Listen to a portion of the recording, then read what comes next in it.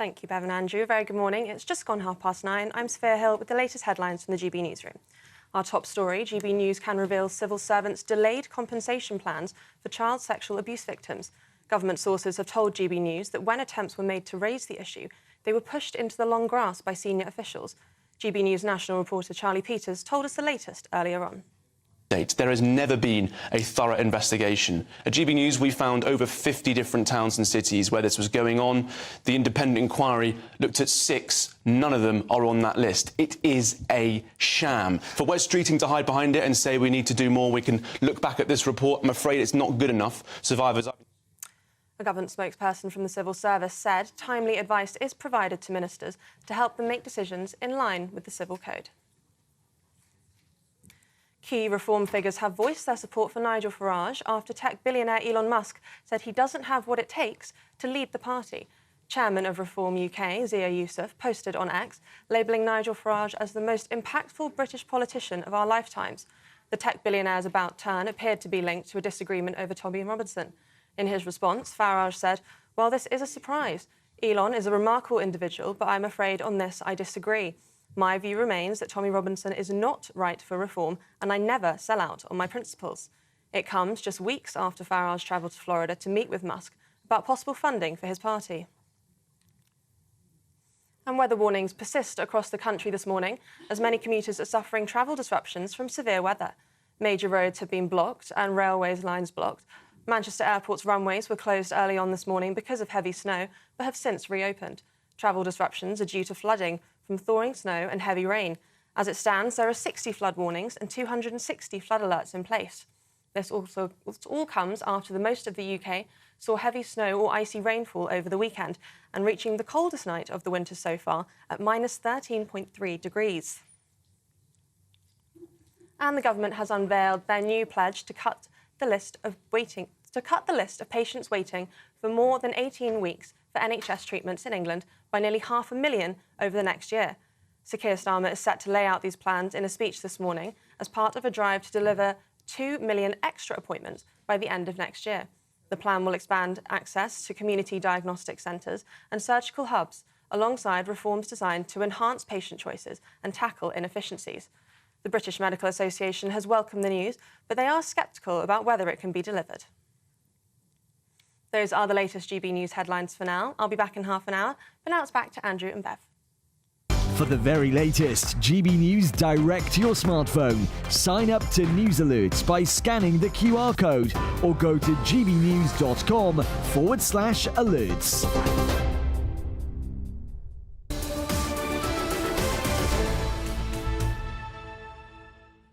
Very good morning. Welcome back. Britain's Newsroom 2025. You look thrilled, Andrew Pearce. I am thrilled to be back, actually. Yes, I am. Did you have a nice Christmas? Very good break, very nice.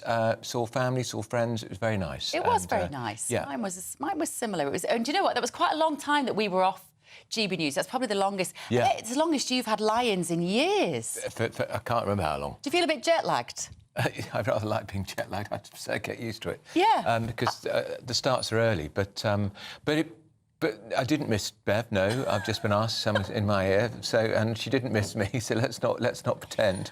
But it's good to be back, and there's so much to get into because this is a big year. We shouldn't forget as well today. Hang on, I think you're moving on a little bit too quickly there from the fact that you didn't miss me at all.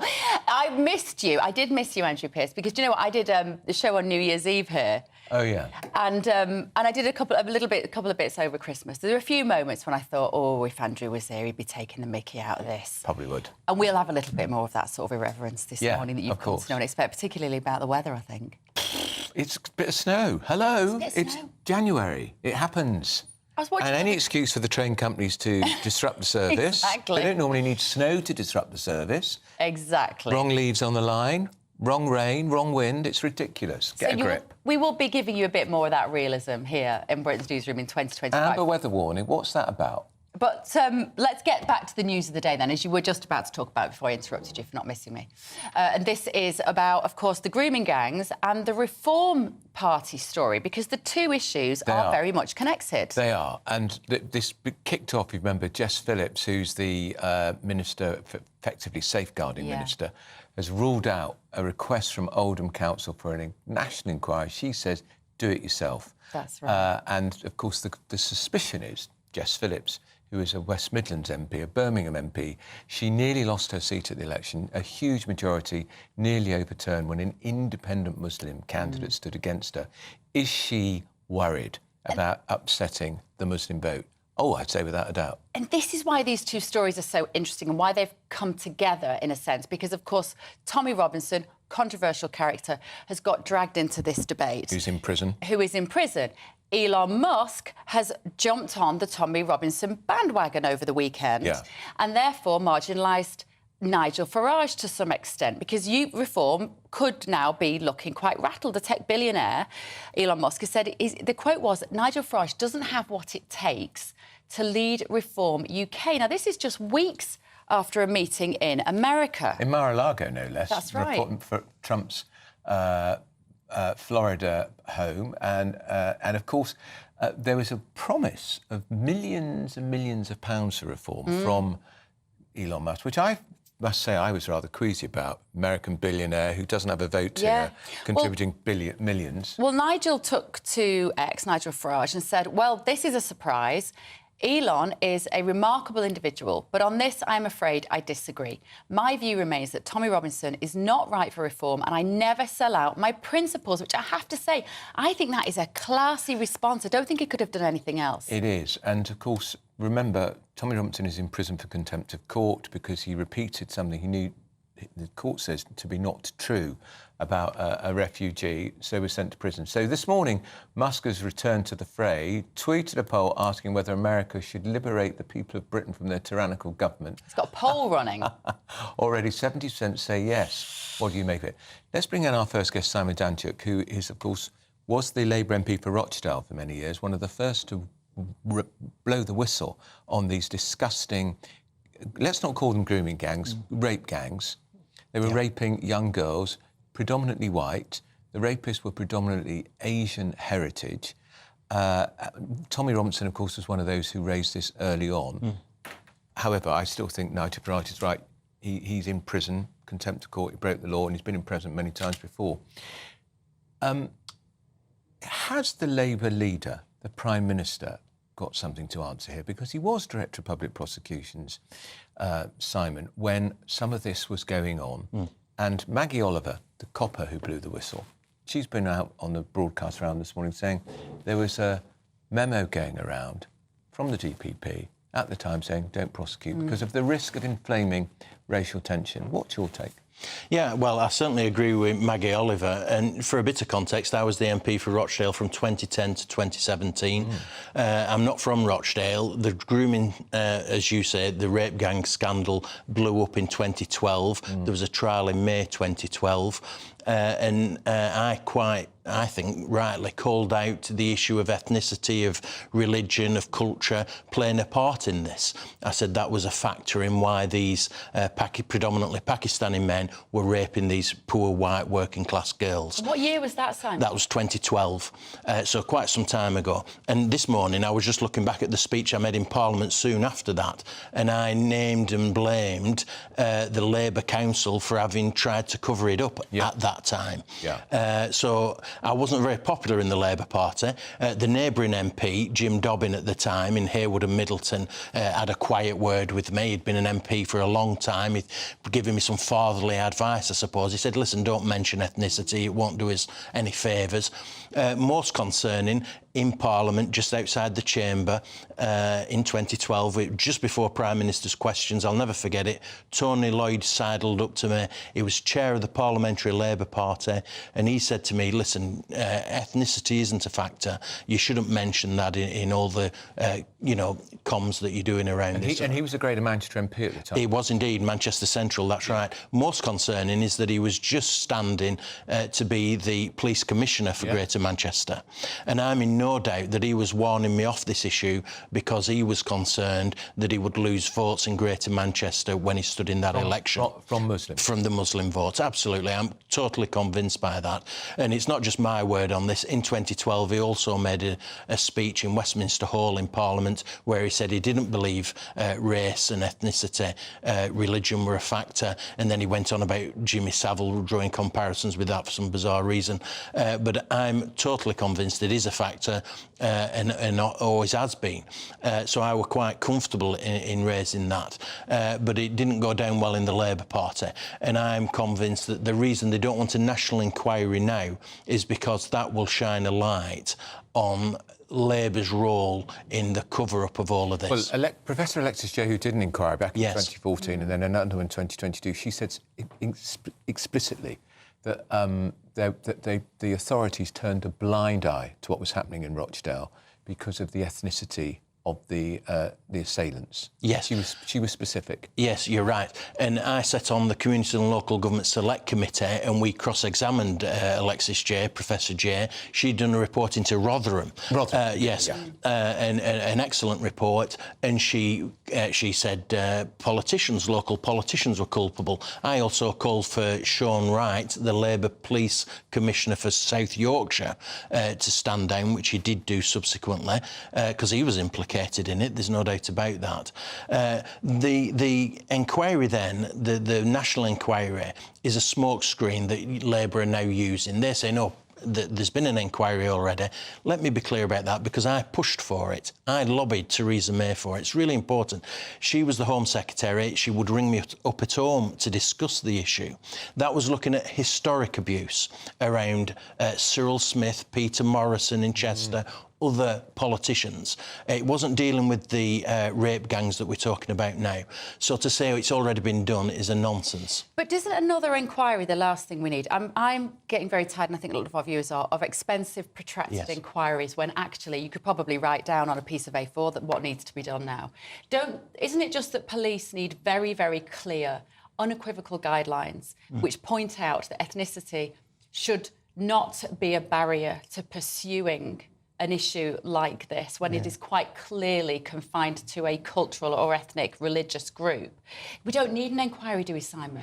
Yeah, well, I think that's a really good point. The problem with the police is that some of them are culpable in terms of this very issue and the cover-up. So historical justice. Yes, yeah, and it is about justice, and there's no reason why we can't have a new kind of inquiry. If this Labour government were on the side of the British people and on the side of the victims, they would design a smart, efficient inquiry which could insist on people giving evidence and could lead to prosecutions of those public servants, politicians, police officers who've done wrong in covering this up. That would be a smart inquiry. Just before we move on to reform, has Starmer got questions to answer about his own role as Director of Public Prosecutions? We hear him often saying, I did X, Y, Z, saying the positives when he was DPP, trying to bask in his own reflected glory.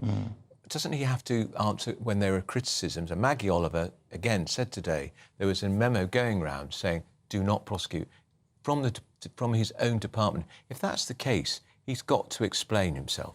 Yeah, I think there are two reasons the Labour government and Starmer don't want this inquiry. One is because they've covered this issue up because they were worried about upsetting the Muslim vote.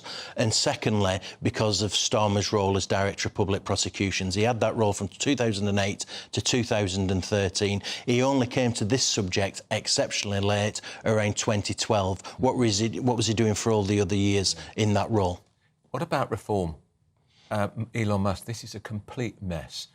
Lauding Elon Musk, praising we're going to take all these millions. He's now dumped Nigel Farage, says he's not up to it. We can't get a single member of Reform to come on this programme or this channel today. The good news is that Elon Musk has put this back on the agenda, the whole rape gang scandal, and I think that's to be welcomed. In terms of his support for Nigel, I actually think this kerfuffle between the two of them helps Nigel. I think the British public don't see any advantage to Elon Musk supporting Reform. I think the dispute helps Nigel and Reform electorally. I also a bit uncomfortable about a billionaire American who doesn't have a vote in Britain. Yeah. wanting to give 80 million pounds to a political party. And he clearly doesn't understand the precise detail of what's going on in the country, let's be honest. Yeah. Exactly. OK, Simon, thank you so much. Sam Dantrick there. Now, a Labour Party spokesperson has said all complaints are treated seriously and thoroughly assessed in line with our rules and procedures. Complaints are assessed via a specific process independent of the Leader's office, and this was clearly signposted in response to the correspondence at the time. Home Secretary Yvette Cooper said Jess Phillips, Minister for Safeguarding and Violence Against Women and Girls, and the Home Secretary have dedicated their career to tackling sexual violence and abuse, to being a voice for victims and survivors of the most terrible crimes, including child sexual abuse. They go on. She's worked with whistleblowers and campaigned tirelessly for justice for those badly let down by endemic institutional failure. OK, let us know what you think this morning. What is going on here? And as you've seen, Elon Musk has pinned that tweet now, asking whether America should help bring down the British government. He's gone a bit far, hasn't he? But he's going to be a real pain for Keir Starmer. Yeah. Time is 9:58. We're going to the break.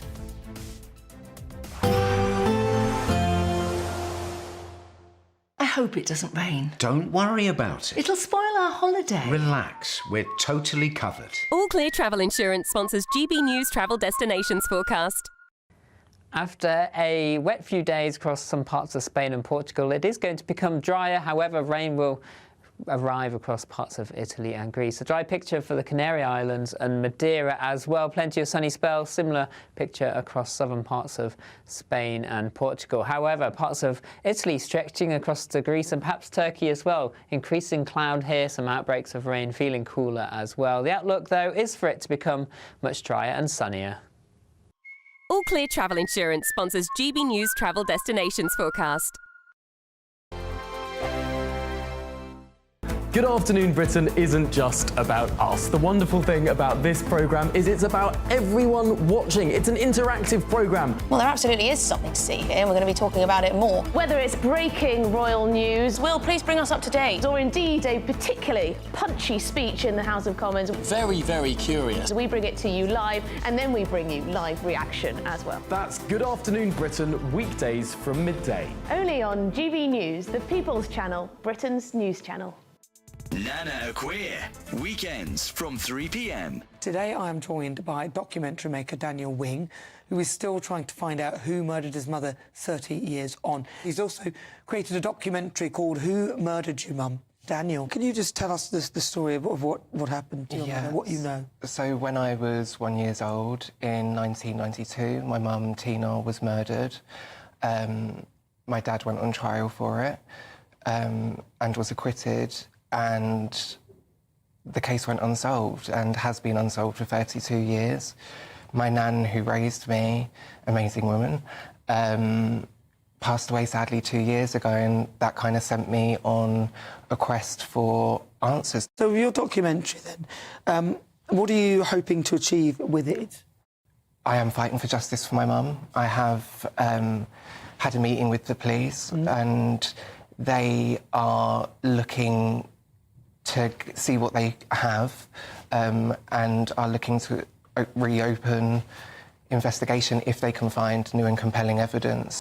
What's interesting now is speaking to other families who are actually going through the trauma and experience of murder. Yeah. My mum didn't get the opportunity to be a mum. What would my life have been? I'm now 33 years old with no parents. And it's that kind of thing. It's a very, I guess, lonely journey in what I'm experiencing. That's why I wanted to make this film, because I hadn't had the opportunity to be able to grieve my mother and know who she was. And that was really what this journey was about. It was about finding out who she was and being able to grieve. Everyone had the opportunity, although terrible circumstances, to be able to go to the funeral and have that moment, and I never had that opportunity. The People's Channel.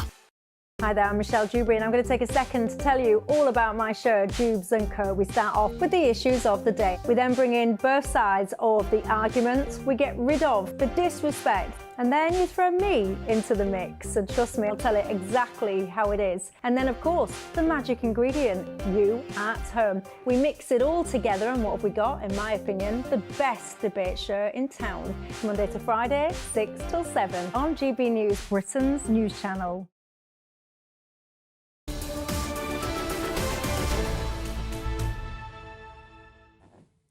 Welcome back. It's 9:52. Britain's Newsroom 2025. I have to say, if you are in the cold north, so that we are slightly, Bev and I, are sceptical when we get these amber weather warnings and all the rest of it because it's the winter. Shouldn't laugh. January, we're young, old enough to remember when there really was snow. Speak for yourself.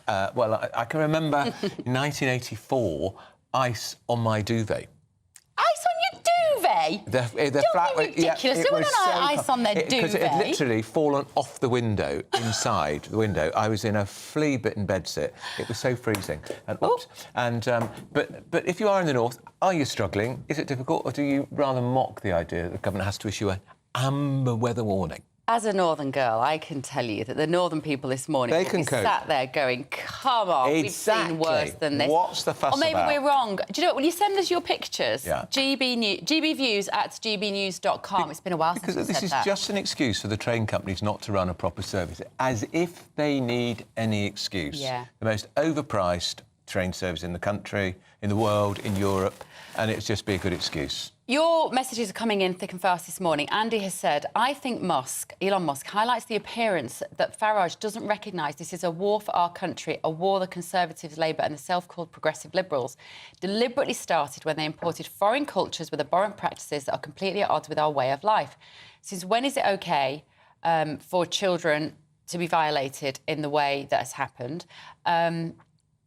Whilst Tommy Robinson is imprisoned, and it's horrifying, the latter is more offensive to them than the former. There has been a lot of people commenting, actually, about the fact that people are more outraged by Elon Musk wading into this than they are about the original horrific rape crimes. And also, the evidence is that it's not gone away. It's continuing. Men of Pakistani origin, heritage, are still picking on young white girls, often young girls from broken homes who don't appear to have a voice. That's right. Scandalous. Up next, we're going to be talking more reform. But first, the very important weather.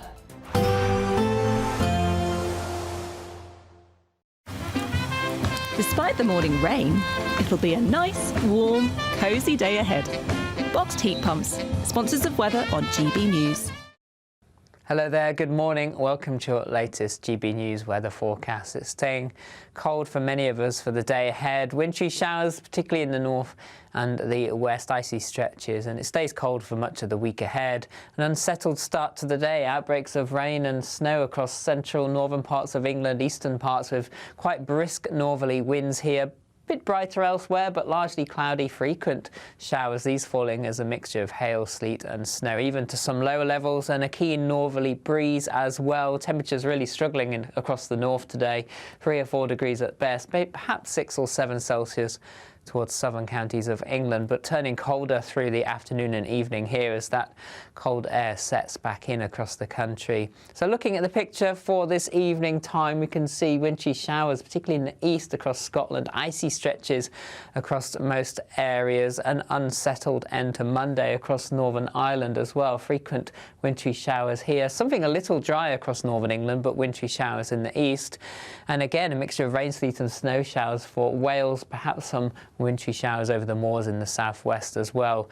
Largely dry towards the east. And then as we head overnight, clearing skies, we'll see temperatures fall well below freezing. A widespread frost forming icy stretches, further wintry showers across northern and western areas, a few centimetres of snow still possible, and temperatures widely falling below freezing for many, even towns and cities in the south close to freezing. So that means an icy start to Tuesday morning, but there will be sunny spells around. Brisk winds still bringing in frequent showers across northeast Scotland. Elsewhere, the wind's starting to ease a little bit. Plenty of sunny spells, particularly across southern areas. Showers most frequent across central northern parts of the UK. Again, these a mixture of sleet and snow, and temperatures once more struggling, highs of 6 or 7 at best towards the south. See you soon. There will be a light breeze in the morning, leading to a warm front. Boxed heat pumps, sponsors of weather on GB News. The latest GB News travel. Good morning, I'm Russell Holding. Now, a number of roads are closed across parts of the north of England and North Wales because of snow. There's disruption to some departures at Leeds Bradford Airport and disruption to flights at Manchester International Airport. The M53 in Cheshire's closed southbound at Junction 7 at Overpool for emergency repairs, with queues from Junction 4 at Bebington. The A1 in Lincolnshire's closed southbound from the Melton Mowbray turnoff to the Colsterworth Services Junction because of flooding. In Gloucestershire, the A40 is closed westbound in the Old Court roundabout and Elmbridge Court roundabout between Cheltenham and Gloucester because of flooding. The M5 in Gloucestershire is closed southbound from Junction 11A at Gloucester to 12 at Quedgeley because of flooding, with queues from just after Junction 9 at Tewkesbury. And the M25 in Surrey is closed anti-clockwise from Junction 10 for the A3 to 8 at Reigate after a lorry jackknife. You can stay up to date throughout the day by visiting our website, gbnews.com. £50,000 in tax-free cash is like having over £4,000 each month to play with for a whole year. And it could be yours in the biggest Great British giveaway so far. That could be a holiday each month, your mortgage covered, or just the ability to send some of those day-to-day financial stresses packing. For another chance to win, text cash to 63232. One entry costs £2 plus one standard network rate message. Or text bonus to 63232. 5 entries cost £5 plus one standard network rate message. Go to gbnews.com/win. Entries start from just £2. You can call 0903 681 3232. Calls cost £2 plus your network access charge. Or post your name and number to GB10 PO Box 8690 Derby DE1 9TT. UK only. Entrance must be 18 or over. Lines close at 6 p.m. on the 31st of January. Please check the closing time if listening or watching on demand. Good luck. Thank you, Britain. Thank you for watching. Thank you for listening. Thanks for subscribing. Thank you for your support. It's you that make us the People's Channel. As we reflect on our journey so far, we're filled with immense gratitude. You mean the world to us. We couldn't have reached this point without you. As a very special thank you, we are giving you the chance to win one of 50 GB News thank you boxes. They're worth £50 each. For full terms and conditions, and to enter, just go to gbnews.com/thank you.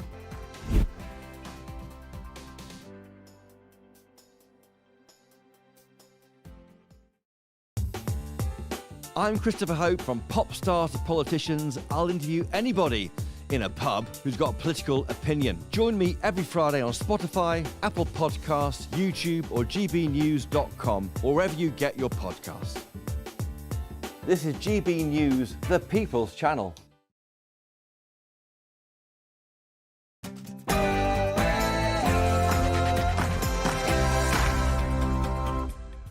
Stop gossiping, we're on the telly. It's 10 o'clock Monday the 6th. I only knew what we were gossiping January about the 2020. Director General of the BBC, but can't possibly reveal that. Story in the Mail that was about the fact that the licence fee payers, the BBC, are paying the bill for 30 nights in hotels that Sir Tim Davie has had. Yeah, in central London, and he lives in Henley, which is how many miles? About 40 miles. Moving on. Tech billionaire why do you Elon think Musk he needs a hotel says in that London? I wonder. Nigel Farage is not fit to lead Reform UK, but does this influence how you feel about the party? Only Saturday, when Nigel said this. Beside him, he's got Elon, who is a proper hero, who believes in free speech. And free speech doesn't mean you agree with every single word that everyone says. We could do with a bit of free speech here, couldn't we? Ending the backlog. The Prime Minister will set out his plans to cut NHS waiting times shortly. Any minute now, I bet you're on the edge of your seat. We're going to tell you what he says. Yeah, the Prime Minister's speech, we're so thrilled. Find out how many millions of taxpayers' money is being spent on interpreters for non-English speaking benefit claimants, and I can tell you better brace yourself. And in an exclusive, GB News will reveal that civil servants delayed compensation plans for grooming gang victims as Labour resist calls for a national inquiry. Do you think they might be worried about losing Muslim voters? We'll have the very latest. And guess what? There's chaos on the trains, planes and roads because we've had a bit of snow. Millions of Brits are returning to work with more cold weather on the way. It might be bad where you are. Let us know. And good riddance to Justin Welby. Hurrah! His final day as the Archbishop of Canterbury. Can we say this? Thank God. Who's in next in line to replace him? Couldn't be any worse, could it? And it's National Divorce Day. This is the most popular day of the year for unhappy partners to contact solicitors to begin divorce proceedings. Will you let us know if this has applied to you? Does it apply to presenter duos as well? I've already seen the lawyer.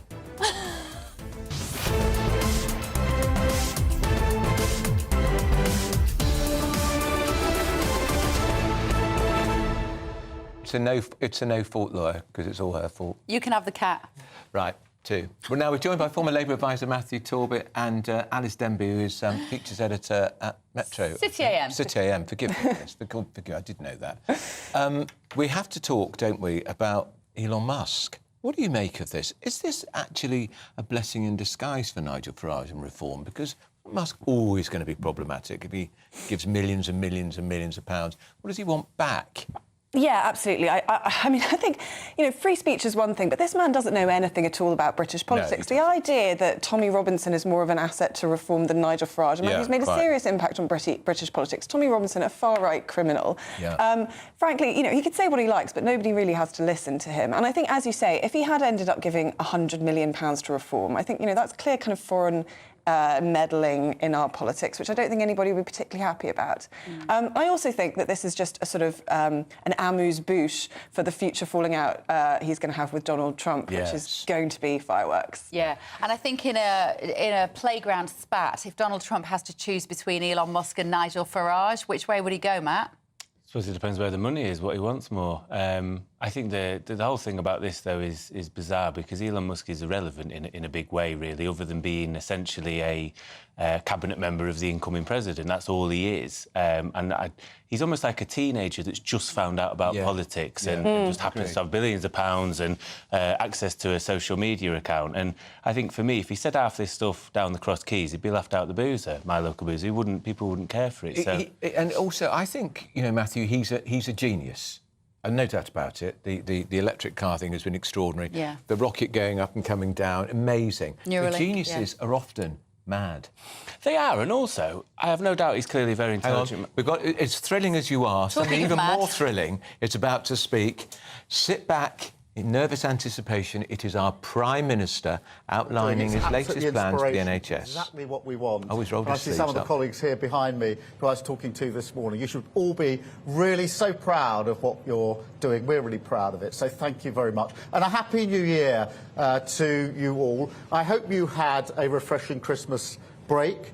I do recognise and realise that for many people in the NHS, the words Christmas and break don't very often actually go very well together. So before I say anything else, can I just say to all of you, and through you to all your colleagues who work in the NHS, thank you. Thank you to your service to our country and for the countless lives that you save and change every single day. A massive thank you to you.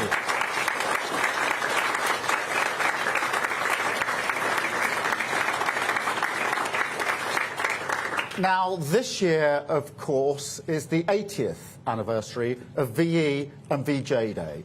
And on the 8th of May and the 15th of August, we will all come together to celebrate the greatest victory of this country and the greatest generation that achieved it. And that will be a wonderful moment. And we intend to do them proud. But what that generation knew, what they realised and understood, is that the strength and prosperity of a nation rests on the security of working people, and that the fundamental job of government is to deliver that security so working people can realise their aspirations and drive a country forward. And so for this government, that is what this year is about, what next year is about, what every waking moment is about. A goal of our plan for change, and this year we will deliver it. And more important for the security of our country than the National Health Service, built by that generation 8 decades ago now. It's the embodiment of British values and humanity, fairness, equal respect. But look at it now, and I'm looking at the staff here, because the feeling of record dissatisfaction that we now see, millions of people waiting on waiting lists, their lives on hold, the potential, if you like, of the country blocked. So 2025 is about rebuilding Britain, and rebuilding our NHS is the cornerstone of that. And that's why I wanted to come here to make this speech this morning. We will, of course, protect the principles we all cherish and that you all work to every day. Care free at the point of use, treatment according to need. Key principles. But to catapult the service into the future, we need an NHS that is reformed from top to bottom. Millions of extra appointments, signed, sealed and delivered with the plan that we are launching here today. National renewal in action. You know, people have long said we couldn't do this. I'm sure they said that to you as well. This sort of wallowing in a fatalism about the potential of this country, the change that we can deliver for working people. Well, this plan that we're launching today is a comprehensive rebuttal of that mindset. An NHS that treats patients more quickly, that is closer to their lives, gives them the level of convenience that they take for granted in nearly every other service they use every day. Just think about it, every day, with just a few swipes of their phone, millions of people buy food or clothes for themselves and their family. They book holidays. They even find love. And there is no reason, no good reason, why a public, free at the point of use NHS can't deliver that kind of convenience. In fact, it must. And we talked about some of these this morning. We need an NHS hungry for innovation, as you are at this centre. That is the only way to face up to the challenges of the future. The wonder of us living longer and longer. And with that hunger, together we can save countless lives. Improve care from where it is now to beyond belief. And do not doubt that this can be done. A system like ours, with vast amounts of patient data, with scale, with the extraordinary resilience of our NHS staff, we are well placed for the AI revolution in healthcare. And trust me, that is coming. Britain is a world leader. So we can do this. But first, we must confront the reality of what is needed. Because the NHS can't become the sort of national money pit. Productivity can't bump along 11% lower than it was before the pandemic. Working people can't be expected to subsidise the current levels of care with ever-rising taxes. That is the price of ducking reform. And I won't stand for it. I believe in public service. I believe in the NHS. I'll fight for it day and night. But I'll never stand for that.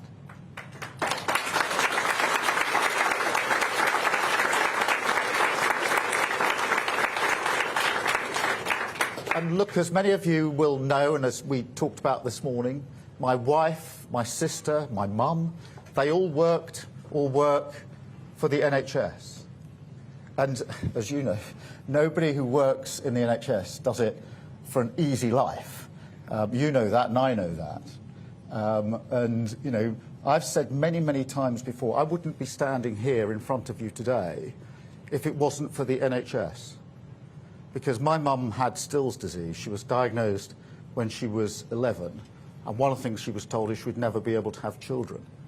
Well, the NHS never gave up on her.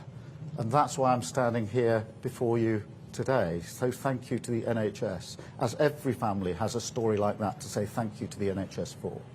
And I know that every day in this centre, in every hospital, throughout the service, NHS staff give their all to save lives and look after the families of other people. And then just get up the next day and do it all over again, every single day. So when I think about what they've been through, what you've been through over the last 14 years, it makes me angry.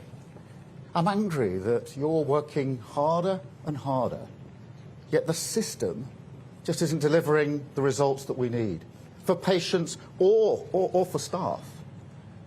And that is the cut and dry argument for reform. And it's not just about money. At the budget last year, we invested over £25 billion in the National Health Service. That's a record amount, and rightly so. And we put in over £1.8 billion since July on cutting waiting times alone. And that's investment that will deliver 40,000 extra appointments every single week, picking up on some of the techniques that you are using here. Now, that is an outcome that is wanted by everybody, it's wished for by everybody, but it's only possible because of the difficult choices that we confronted. But let me be crystal clear. That money will be used not as it has been in the past, as just sort of papering over the cracks. That's the definition of the sticking plaster politics that we were elected to change. No, this is the year we roll up our sleeves and reform the NHS. A new era of convenience in care, faster treatment at your fingertips, patients in control, and NHS fit for the future.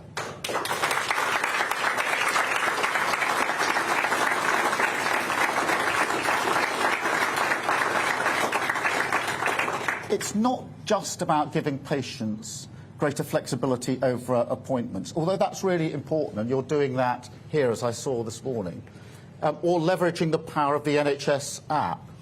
And we're going to do that. But there's a bigger principle here. It's about unlocking the huge untapped potential if we organise services around patient control. And you can see this really clearly in Martha's rule, which was really important. It's about a shift in the balance of power away from the sort of passive deference to doctors and towards patients being able to get that second opinion and play a greater role in deciding their care and their treatment. And the early results of Martha's rule are in. Lives of some of the sickest patients in our care transformed, extended and saved. And so it's a rule that's now being recognised as potentially groundbreaking in its innovation. So look, across the NHS, we will put patients in control of their care. And to meet that demand, we will also move care closer to their lives, shift treatment away from hospitals and centres and deliver more care at their GPs, in their community and in their homes. And you gave me some brilliant examples of what a difference that makes, shifting care towards people's communities and their homes this morning when we're walking through what you do right here. Because, as you know, that will make a massive difference to waiting times. If we can get more GPs consulting immediately with specialists, diagnosing even more quickly, then we'll avoid an extra 800,000 unnecessary referrals and appointments every single year. Another game changer, community diagnostic centres. We will open them, more of them, and it'll be 7 days a week, 12 hours a day.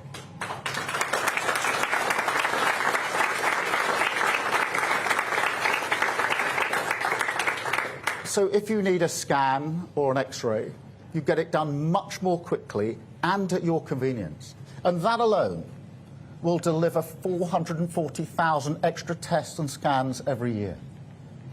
We'll also let patients with long-term conditions monitor themselves at home, give them the technology to do that. And that will cut another 500,000 unnecessary appointments.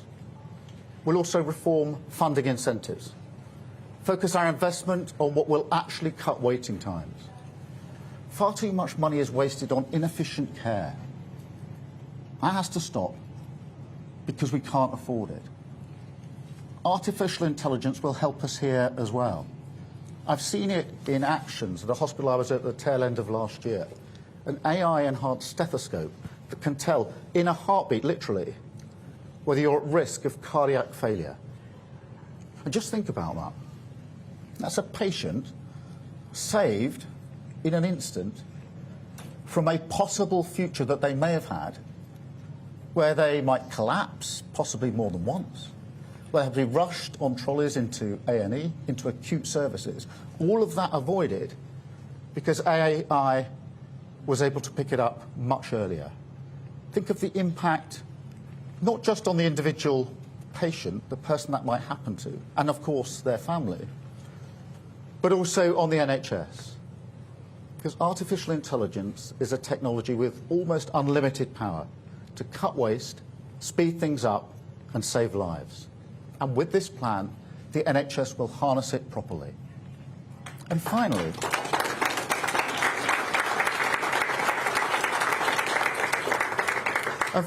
to cut waiting times as dramatically as possible, our approach must be totally unburdened by dogma.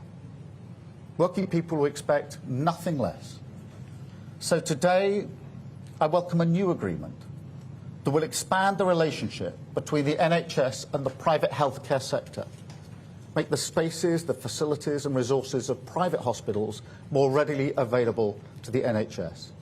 That's more beds, more operations, more care, available to the NHS, treating patients free at the point of use, targeted at where we need them most. A partnership in the national interest, cutting waiting times, working for you, delivering our plan for change.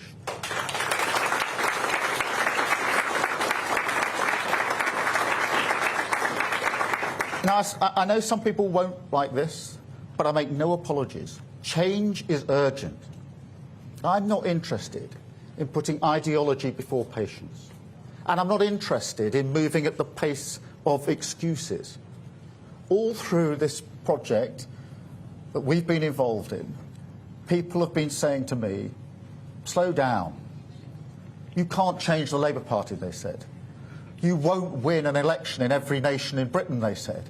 And they say you won't deliver on that plan. They'll say it again this year.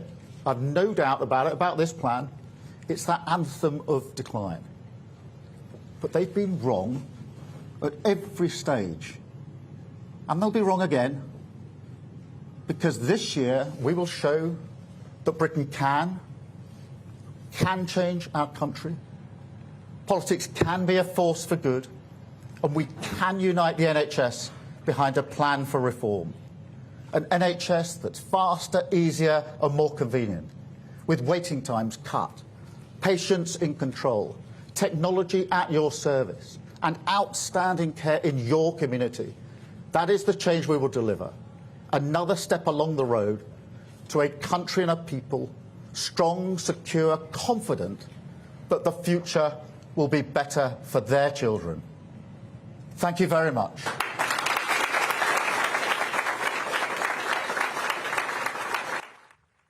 Prime Minister speaking, not very thrilling stuff. Matthew Talbot, you've heard him speak more times than most.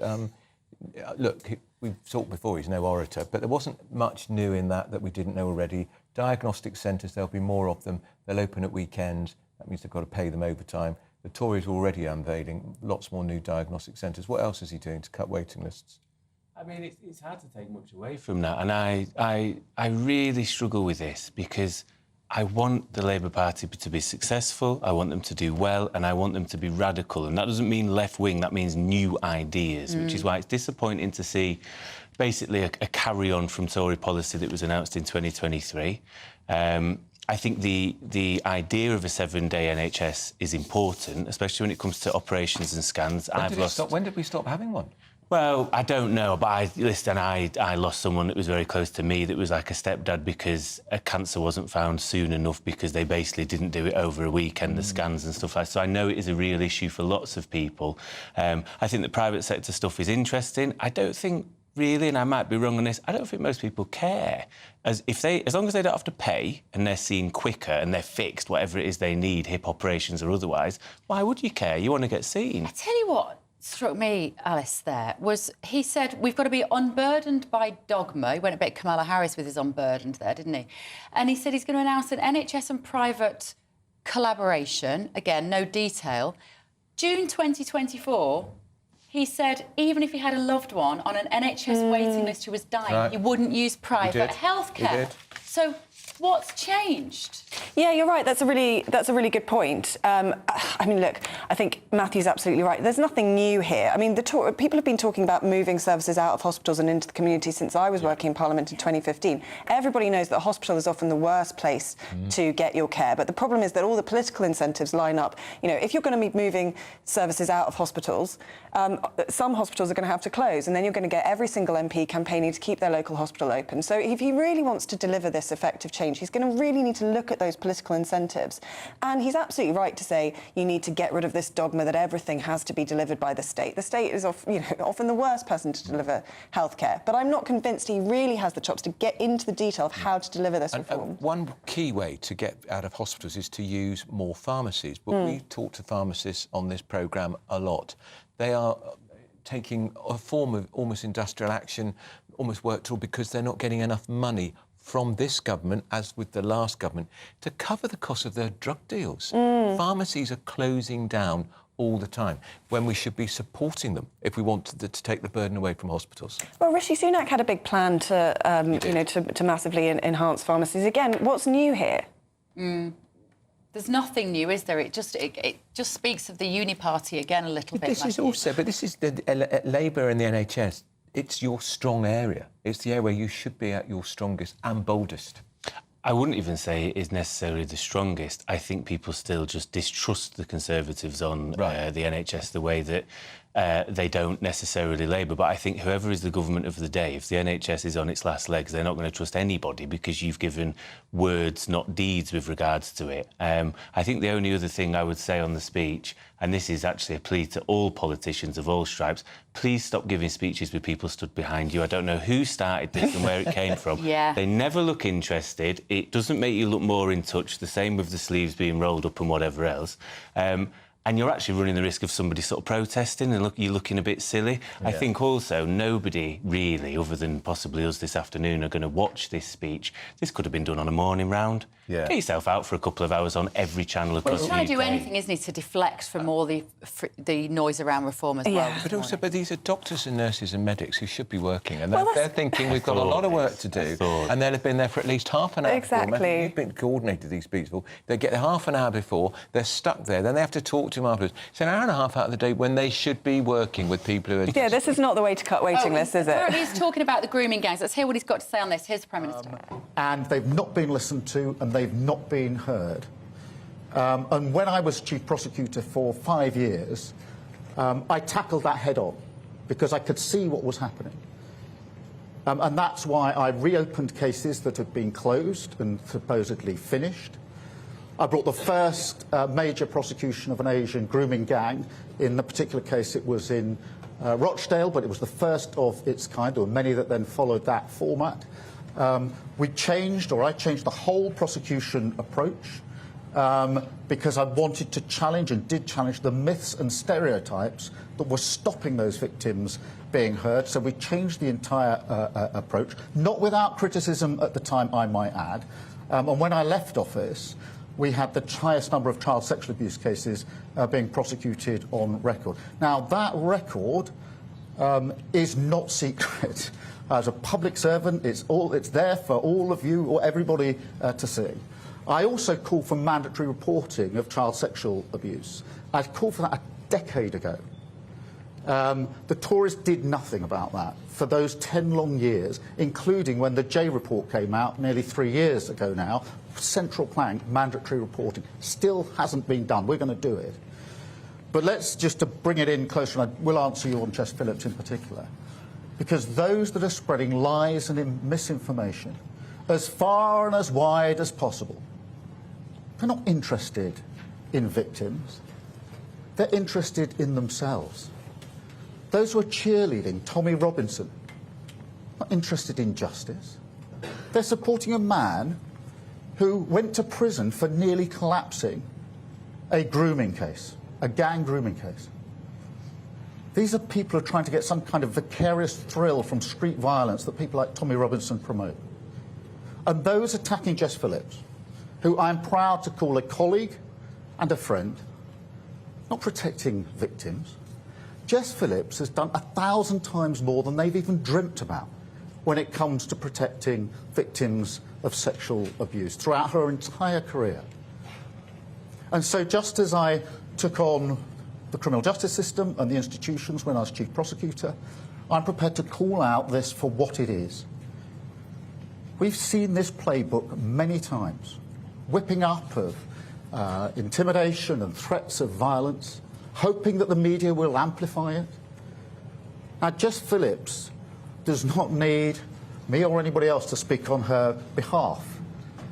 But when the poison of the far right leads to serious threats to Jess Phillips and others, then in my book, a line has been crossed. I enjoy the cut and thrust of politics, the robust debate that we must have, but that's got to be based on facts and truth, not on lies, not on those who are so desperate for attention that they're prepared to debase themselves and their country. So this government will get on with the job of protecting victims, including child sexual abuse, mandatory reporting, accelerating the processes. But what I won't tolerate is this discussion and debate based on lies without calling it out. What I won't tolerate is politicians jumping on the bandwagon simply to get attention when those politicians sat in government for 14 long years, tweeting, talking, but not doing anything about it. Now so desperate for attention that they're amplifying what the far right is saying. So that's what I say about Jess Phillips. Thank you. Well, that was interesting, wasn't it? He got drawn in. You would think that he wouldn't have commented and actually said the name Tommy Robinson. He's got drawn in. He's rattled. He looked defensive there, Matthew. And actually, that was his opportunity, the rape gangs issue being raised, to condemn again. And he didn't. He said, well, he did a little, but he didn't go far enough. And he said, this is about the poison of the far right again. I thought he was the strongest I've seen him in a while, which tells me he means this rather than it being pre-scripted. I think there's obviously a line they've gone with. I think he's listened to the party a little bit more than people out there in... I think he's right to come out and defend Jess Phillips. I was disappointed nobody had until yesterday and sort of said, listen, this isn't on. And she's done a lot more. If you compare Elon Musk, you know, really, if we look at the facts, supporting and funding a convicted rapist in Donald Trump compared to what Jess Phillips has done. Not a convicted rapist. Donald Trump is not a convicted rapist. He's not. He was found convicted of not the rape. lady in the... Not rape.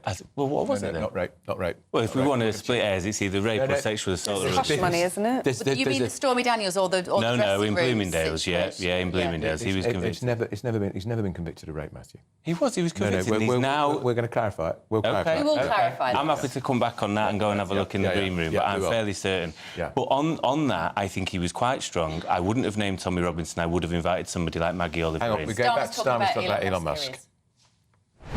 But through reform and efficiencies, we can make a material difference. It is worth, if you have time, I mean this in the proper sense, to talk to some of the staff here, because they've talked me through this morning some of the innovations that they've gone through that are cutting time the whole time. They're getting through many, many appointments here, the way they're processing the cases. This has all come from them.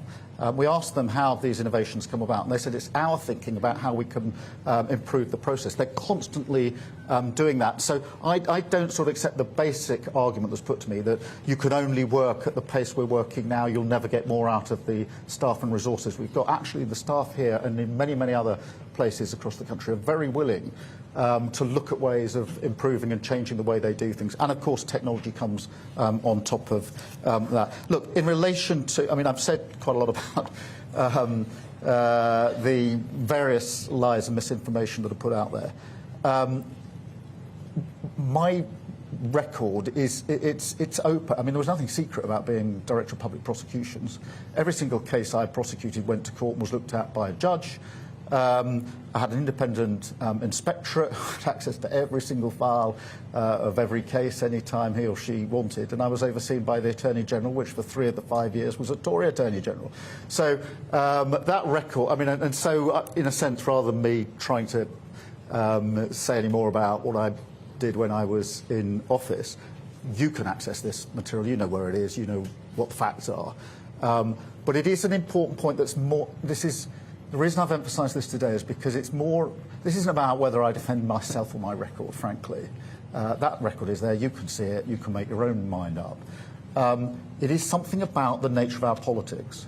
Because once we lose the anchor that truth matters, in the robust debate we must have, then we're on a very slippery slope.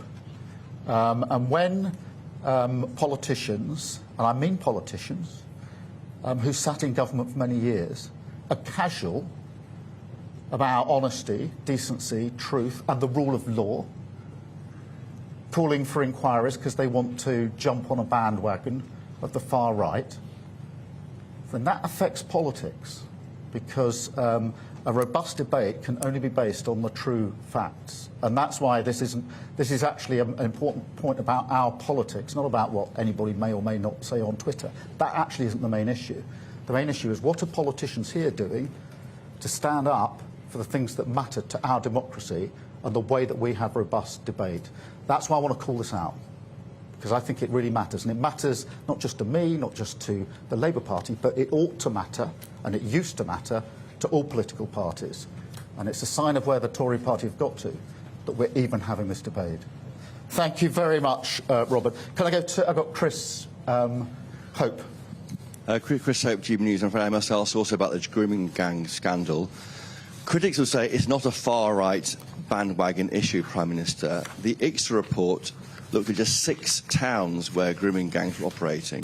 Rochdale got 1 mention in 400 pages. We have found at GB News court reports showing gangs operating in 50 towns across the country. Are you certain, as Prime Minister, it's not going on today?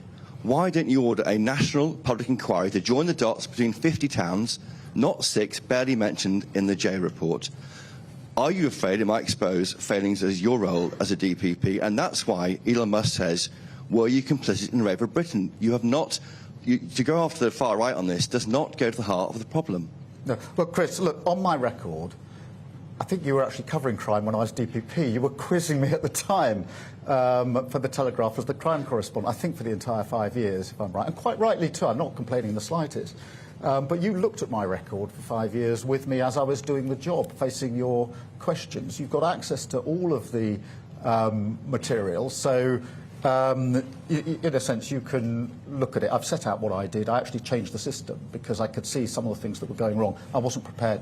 Unlike some Tory politicians, I'm not tweeting about it or talking about it. I got on with changing it. In relation to the serious point you do make, because this is... the victims here suffered terrible abuse, unthinkable, unspeakable, genuinely sickening abuse, and then they weren't listened to.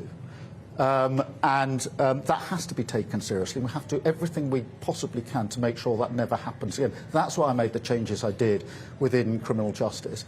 Among the reasons I came into politics was because I felt that it couldn't all be done within the criminal justice sphere alone. It had to be done more broadly. On the question of this sort of call for an ever-increasing number of reviews, there have been a lot of reviews, including localised reviews, including into Oldham, for example. The Mayor of Manchester did his review, and the J report was intended to look at the different types of exploitation that went on. It was a comprehensive review.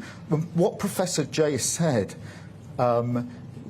was really important there, and because I completely agree, which is this doesn't need more consultation. It doesn't need more research. It just needs action. There have been many, many reviews, this constant asking for a further review. No stone should be left unturned. But frankly, it's time for action. Get on with it. Why didn't the last government implement the J requirements? Got to answer that question. For 10 years we've had reviews and reports. Did they act? No. They're now tweeting and talking about what they think should have been done. I've got some pretty basic questions to answer in relation to that, in my view. Thank you very much, Chris. Let me go back to Kate from Times Radio. Thank you, Prime Minister. Kate McCann at Times Radio. You've just said there that on a separate issue we've had 10 years of reviews and commissions and looking at a question, and now is the time for action. In your speech just now, you said you don't believe in ducking reform, yet despite calling social care an urgent need in the general election campaign, you've just announced another review which won't report until 2028 fully. Will you bring that date forward now? And will you give those in the social care sector the protection from the national insurance increases while they wait for your report? Well, I mean, firstly, thank you for raising this, because social care is such an important issue in its own right, and obviously it's also linked to the question of what happens in our hospitals, because it's got a huge impact, and we've got to get it right, which is why we put Louise Casey in charge of this, who's renowned for getting to the bottom of things, coming out with really good, strong recommendations. And I want to build a consensus. I genuinely want a cross-party consensus, because if this is going to work and make a material difference, it's got to last through different parliaments. That will take time to get this right, but we're determined to do it. But we've also announced it will be in stages, because what I don't want to do is precisely what you're challenging me on, which is to say, well, we'll have to wait until the final outcome of Louise's report, which is why it'll be in 2 stages, with the first stage next year, which is what can we do now to improve the system as it is now. Now, some of that we've already started with fair pay agreements, etc., for staff. That really matters, by the way, because more staff leave social care to come to the NHS than to go anywhere else. And the reason they do that is because of the poor paying conditions and because there's no progression. And then they want to come to the NHS so they can progress their career. So some of it we've started. There'll be the interim or the first stage of the report next year, which means we can get on with some of the change that we need, because you're right, it's urgent. But it is right that we do it properly and take time and build the consensus that we need. Thank you very much. Well, I mean, the report is obviously going to look at what we can do next year. Let's see what the first stage brings with it. I've got Laura from the Telegraph. Laura Donnelly from the Telegraph. Prime Minister, you've talked about reforming the NHS from top to bottom, but a number of the policies that you've outlined, the surgical hubs, the community diagnostic centres, and the expansion of use of the private sector, are familiar because they were, introduced under the last government. I wanted to ask, what will be radical and reforming about the plan? And also, can you enlarge on what the new deal with the private sector is and what you think the chances of avoiding a winter crisis this time next year? Yeah, well, let me take that head on. I mean, the first and obvious difference is the staff are now on the front line, not the picket line. And therefore, they're in the operating theatres getting on with the job that they want to do. That was an impasse we had for far too long under the last government. When it comes to things like diagnostic centres, we want to go further and faster, so have more of them and have them operating, as I said out a moment ago, 7 days a week, 12 hours a day, making much more use of technology and AI. And the fact that within the first 6 months of a Labour government, you've got a signed agreement with the NHS about the change we need, that's a material difference. That's what you get by working together with partners to deliver in the national interest. I'm not here saying to the NHS, you must do this, please respond. I'm here saying, look, we've worked on this for 6 months, now it's signed, it's agreed, it's signed off, we're going to do this. So that is a material change in the whole way that we've come about reform, etc. On the private sector, we can give you more details afterwards, but the broad issue is really to make sure that the capacity we're able to use for the private sector is more comprehensive, is in areas which aren't necessarily usually covered by these agreements, which sometimes can be, the sort of easiest operations, if you like, put through the private sector. We want to broaden that to make better use of the capacity that is there. But we can provide you with more details of that, of the actual agreement afterwards. Thank you very much, Laura. Well, we're working at pace on this. We inherited a pretty broken NHS. I think if any of us, if you across the country ask people, they would say we love the NHS. They've got brilliant staff, and they're absolutely right about that. But people know that it was broken by the last government, so we're working at pace to mend that. There will be pressures this year, of course there will.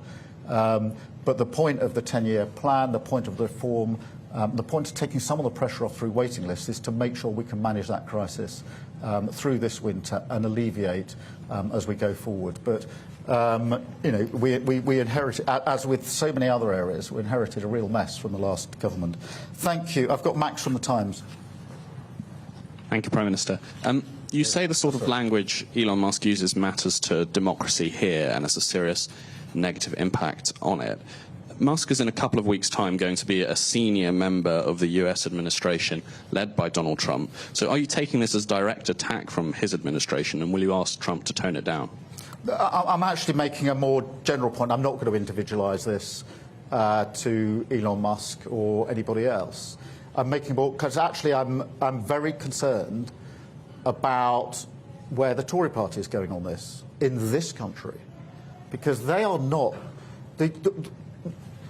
I think only a few months ago it would have been unthinkable for things to have been said about Jess Phillips that were said recently, without all political parties and the leader of the opposition calling it out in terms. I genuinely believe that. I don't think it was that long ago that you would have all expected that reaction. You'd have all been challenging the leader of the opposition. Will you denounce this? This isn't fair, because it's put a member of Parliament, my member of Parliament, at risk. That's not good. That's why I say a line's been crossed.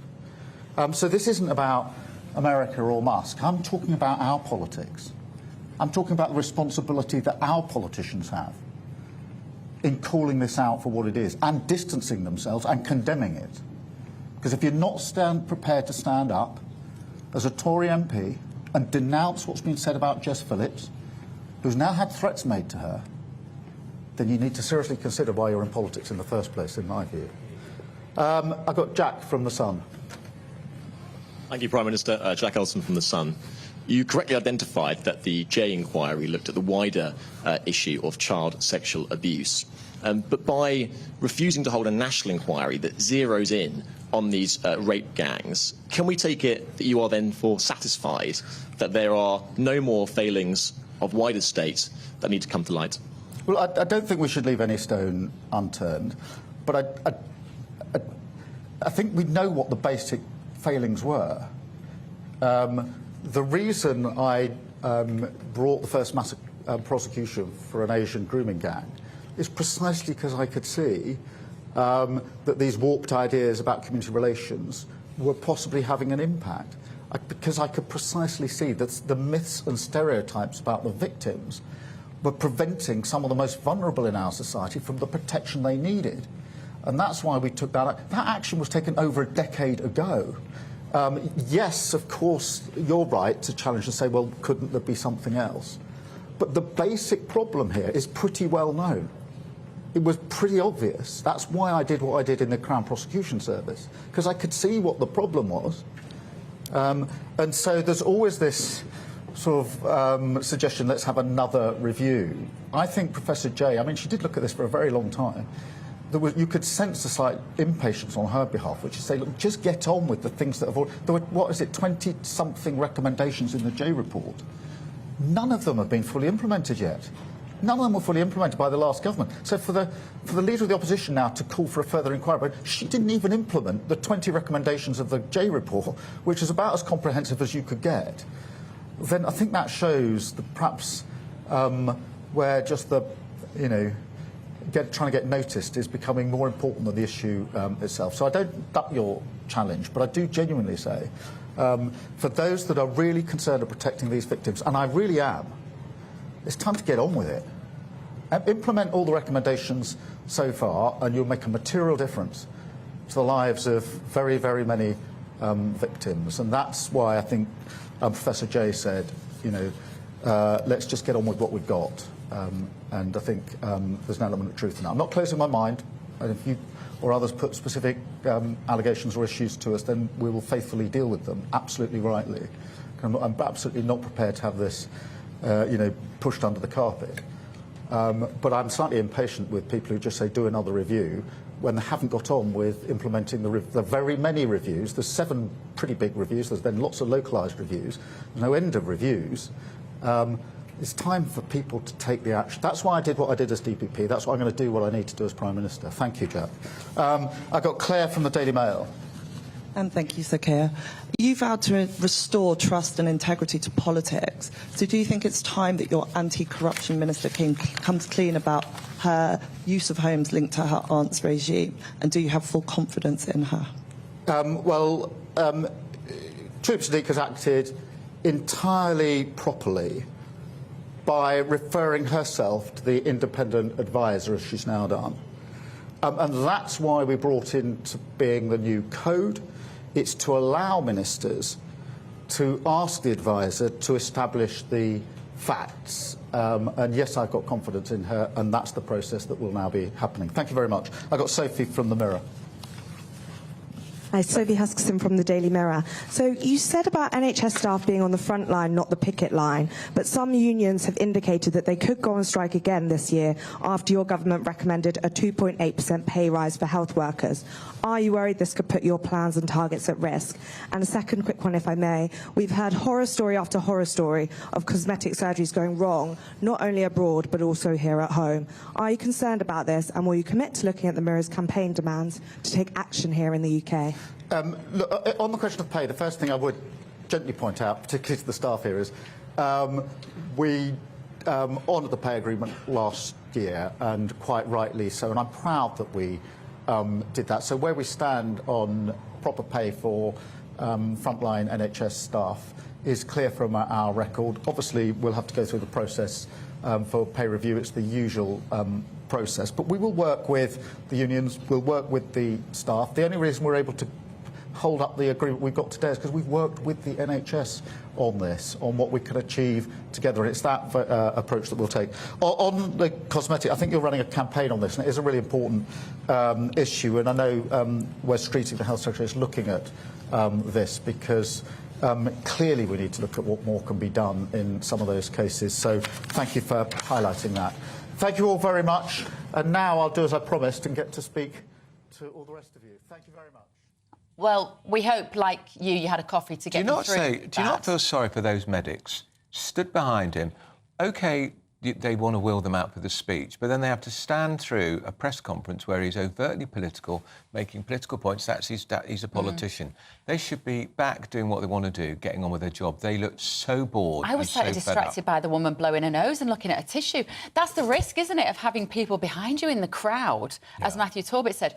The one thing maybe that did make your ears prick up there might have been when Sir Keir Starmer was talking about the grooming gangs, blaming the poison of the far right. I'm paraphrasing, but I'm sure you know what I'm talking about. Yeah, I thought the grooming gangs were men of Pakistani heritage. Well, let's go to Charlie Peters, GBNews' national reporter, who has been playing an absolute blinder on this topic for the last week or so, Charlie. In fact, it's been shorter than that, but it's gained such global momentum so quickly. And I know Elon Musk was also retweeting you, wasn't he, Charlie? What was your assessment there of Keir Starmer's reaction to what was actually a very good question from our very own Christopher Hope when he said, were you complicit in the rape of Britain, which is what Elon Musk accused Starmer of being?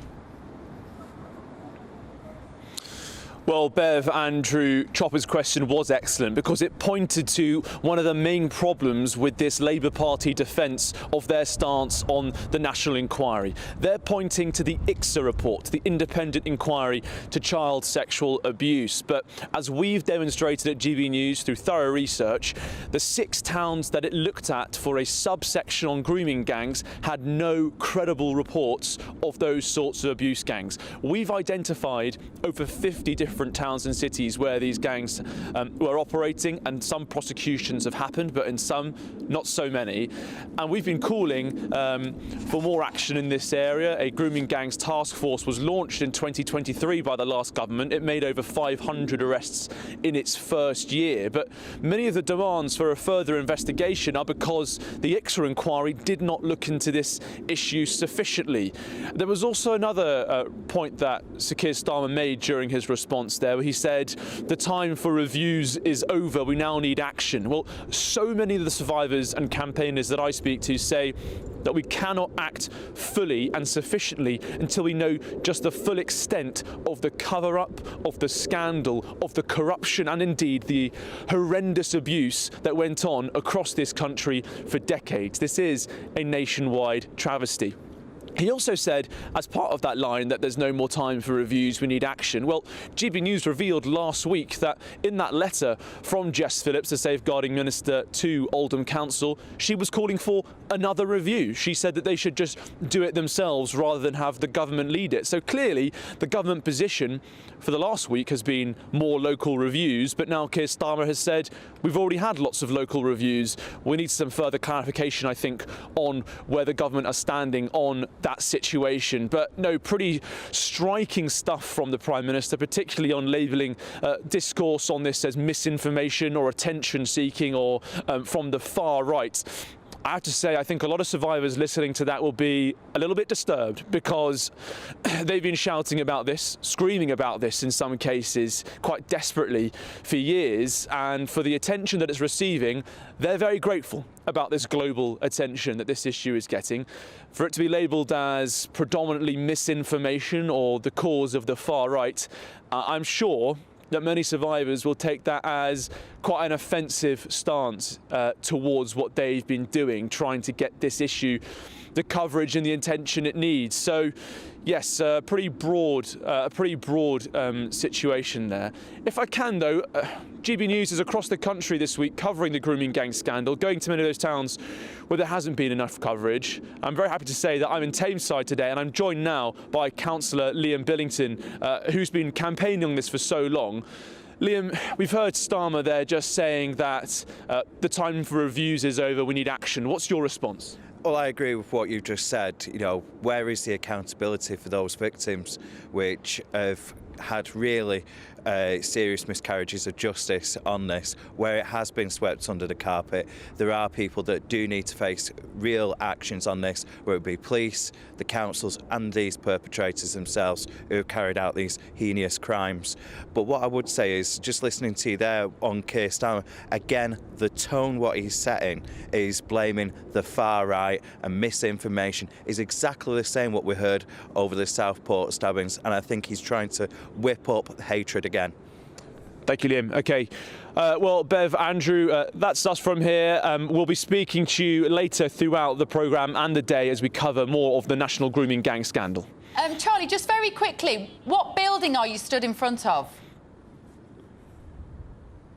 Oh, this is the former council building. It sort of fell away in recent years, but yeah, this is Tameside's former town hall. Is that right? Brilliant. That's all we needed to know. Thank you so much. Right, don't go anywhere. We have to have some weather. Here it is. Apparently, it's very bad.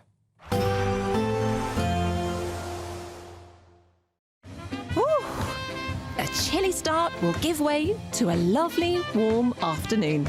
Boxed heat pumps, sponsors of weather on GB News. Hello there, good morning. Welcome to your latest GB News weather forecast. It's staying cold for many of us for the day ahead. Wintry showers, particularly in the north and the west, icy stretches, and it stays cold for much of the week ahead. An unsettled start to the day. Outbreaks of rain and snow across central northern parts of England, eastern parts with quite brisk northerly winds here. Bit brighter elsewhere, but largely cloudy, frequent showers, these falling as a mixture of hail, sleet and snow, even to some lower levels, and a keen northerly breeze as well. Temperatures really struggling across the north today, 3 or 4 degrees at best, perhaps 6 or 7 Celsius towards southern counties of England, but turning colder through the afternoon and evening here as that cold air sets back in across the country. So looking at the picture for this evening time, we can see wintry showers, particularly in the east across Scotland, icy stretches across most areas, an unsettled end to Monday across Northern Ireland as well. Frequent wintry showers here, something a little dry across northern England, but wintry showers in the east. And again, a mixture of rain, sleet and snow showers for Wales, perhaps some wintry showers over the moors in the southwest as well, largely dry towards the east. And then as we head overnight, clearing skies, we'll see temperatures fall well below freezing. A widespread frost forming icy stretches, further wintry showers across northern and western areas, a few centimetres of snow still possible, and temperatures widely falling below freezing for many, even towns and cities in the south close to freezing. So that means an icy start to Tuesday morning, but there will be sunny spells around. Brisk winds still bringing in frequent showers across northeast Scotland. Elsewhere, the wind's starting to ease a little bit. Plenty of sunny spells, particularly across southern areas. showers most frequent across central and northern parts of the UK. Again, these a mixture of sleet and snow, and temperatures once more struggling, highs of 6 or 7 at best towards the south. See you soon. A nice bright morning will generate a lovely warm day, right through to the evening. Boxed Solar, sponsors of weather on GB News. Imagine how £50,000 in cash from us could make your new year go with a bang. From treats to holidays to fun times with the family, a totally tax-free £50,000 in cash could make you feel alive in 2025. And just one entry into the Great British Giveaway really could make £50,000 cash all yours. For another chance to win, text cash to 63232. One entry costs £2 plus one standard network rate message. Or text bonus to 63232. 5 entries costs £5 plus one standard network rate message. Go to gbnews.com/win. Entries start from just £2. You can call 0903 681 3232. Calls cost £2 plus your network access charge. Or post your name and number to GB10 PO Box 8690 Derby DE1 9TT. UK only. Entrance must be 18 or over. Lines close at 6 p.m. on the 31st of January. Please check the closing time if listening or watching on demand. Good luck. This is GB News, Britain's news channel. 3 incredible young people from Essex are planning to become the youngest people ever to row, not sail, row, across the Atlantic Ocean. It's about for 3,000 miles. It is. Give or take. Almost exactly that, Sam. The 3 flying fish, so-called, consists of Anna, Dunk, Harry, Alan and Rowan Daly, who are preparing to row that 3,000 miles across the Atlantic. It would be the second largest ocean in the world. And the trio are aiming to do that challenge in support of the Teenage Cancer Trust. Well, I'm very pleased to say that Anna and Harry from the Flying Fish join us now. Very good morning to both of you. Good morning. I think the two of you are bonkers, but brilliant. Absolutely incredible what you're doing to raise money for Teenage Cancer Trust. Why did you want to do this? So our third person, Rowan, his friend actually died. So when he was in secondary school, I believe, one of his peers passed away, and Teenage Cancer Trust supported them and their family a lot. So it was definitely the right charity. Yeah, it was. Absolutely awful. So you wanted to do something to raise money for teenage cancer. Why rowing? So my dad did it in 2021. The trip, the Atlantic trip? Yeah, he rowed it as a pair. Where we live in Essex, they actually build the boats there. So we used to cycle round there past the boatyard, and he got interested and actually did it. He was the first year after COVID. And one night, we all met in the Air Cadets, so one night after Air Cadets, Rowan actually dropped me off home and the boat was outside. We were obviously waiting to get it sold. And I think he was asking some questions, and we stood there at my porch and went, Rowan said, I reckon we could do that. And I was like, yeah, I reckon we could. And then we brought Harry on board, and that's kind of how it all came together. If people are watching and they want to support you, do you have a Yeah, we've GoFundMe got page social yet? media platforms at The Free Flying Fish. That's Facebook, Instagram and TikTok, and our GoFundMe links in all of the bios on there. Fantastic. GB News, the People's Channel.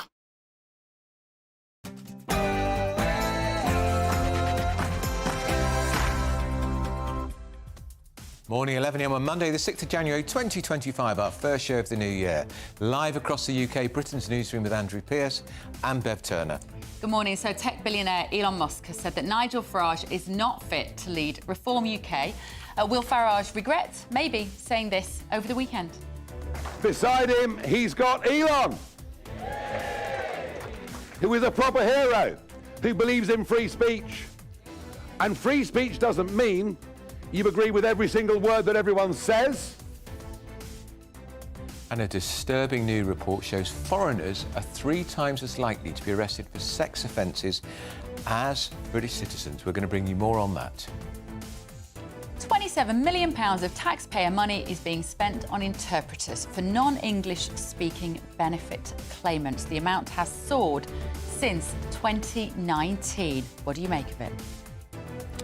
And civil servants deliberately delayed compensation plans for the victims of grooming gangs, while Labour is continuing to resist those calls for a national inquiry. We're asking you this: do you think they're worried about upsetting their declining Muslim vote?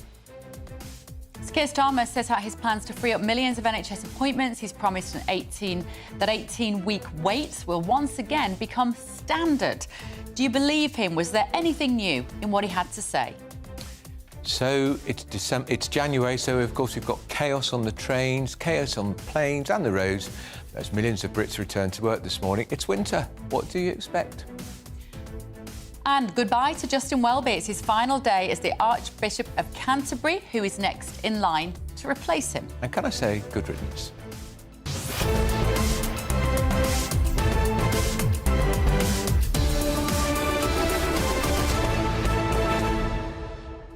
And while we're on air talking to you, it is all still rumbling away over on X, formerly Twitter. Ben Habib of the Reform Party has had an altercation, well, not an altercation, an interaction with Elon Musk only in the last few moments. So do not go anywhere because we will tell you what is being said there.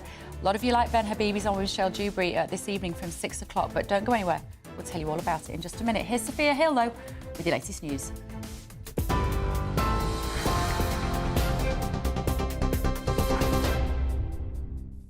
Thank you, Bev. Very good morning. It's just gone 11 o'clock, and here are your latest headlines from the GB Newsroom. Now, the Prime Minister has defended his position as Director of Public Prosecutions, saying child sexual exploitation is utterly sickening, and it was something that he had tackled head-on in that role. Speaking earlier, Sir Keir Starmer accused opposition politicians of amplifying what the far right is saying on child sexual abuse after failing to act for 14 long years. Victims here suffered terrible abuse, unthinkable, unspeakable, genuinely sickening abuse, and then they weren't listened to. That has to be taken seriously. The Prime Minister also hit back at Musk over his comments on Twitter that claimed Safeguarding Minister Jess Phillips is an evil witch and deserved to be in jail. This all comes as key reform figures have voiced their support for Nigel Farage after tech billionaire Elon Musk says he doesn't have what it takes to lead the party. Chairman of Reform UK, Zia Youssef, posted on X, labelling Nigel Farage as the most impactful British politician of our lifetimes. The tech billionaire's about turn appeared to be linked to a disagreement over Tommy Robinson. In his response, Farage said, "While this is a surprise, Elon is a remarkable individual, but I am afraid I disagree on this. My view remains that Tommy Robinson is not right for reform, and I never sell out on my principles." Speaking earlier today, Sir Keir Starmer was asked if he intends to take legal action against Elon Musk after he called for the Prime Minister to be in prison. He did not address the question directly, but says he is commenting on the nature of politics. Commenting on the criticism of Jess Phillips, the Home Secretary, Yvette Cooper, has said, Jess Phillips, Minister for Safeguarding and Violence Against Women and Girls, has dedicated her career to tackling sexual violence and abuse and being a voice for victims and survivors of the most terrible crimes, including child sexual abuse. She has worked with whistleblowers and campaigned tirelessly for justice for those badly let down by endemic institutional failure. Meanwhile, also this morning, Keir Starmer pledges to reduce NHS waiting lists, saying we need NHS reform from top to bottom and that he would fight for the NHS day and night. The Prime Minister has called for more convenience for patients and said that no institution is more important to the security of the country than the NHS. And today is Justin Welby's final day as Archbishop of Canterbury, as he prepares to step down over failures in handling a Church of England abuse scandal. Almost 2 months after announcing his resignation, he will officially quit the role at midnight tonight. It follows an independent review concluding that John Smith, a barrister and Christian camp leader, might have been brought to justice if Archbishop Welby had reported him to the police in 2013. The Archbishop has made few public appearances since mid-November and did not give the traditional Christmas Day sermon from Canterbury Cathedral. And weather warnings persist across the country this morning as many commuters suffered travel disruptions from severe weather. Major roads have been closed and rail lines blocked. Manchester Airport's runways were closed early on this morning because of heavy snow, but have since reopened. Travel disruptions are due to flooding from thawing snow and heavy rain. As it stands, there are 60 flood warnings and 260 flood alerts in place. This comes after most of the UK saw heavy snow or icy rainfall over the weekend, and even reaching the coldest night of the winter so far at minus 13.3 degrees. Those are the latest GB News headlines for now. I'll be back in half an hour, but now it's back to Andrew and Bev.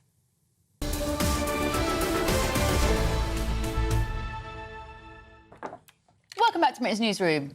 Live across the UK. I'm chewing walnuts. Apparently they're good for her brain, which is why she's eating a lot of them. I've got them left over from Christmas.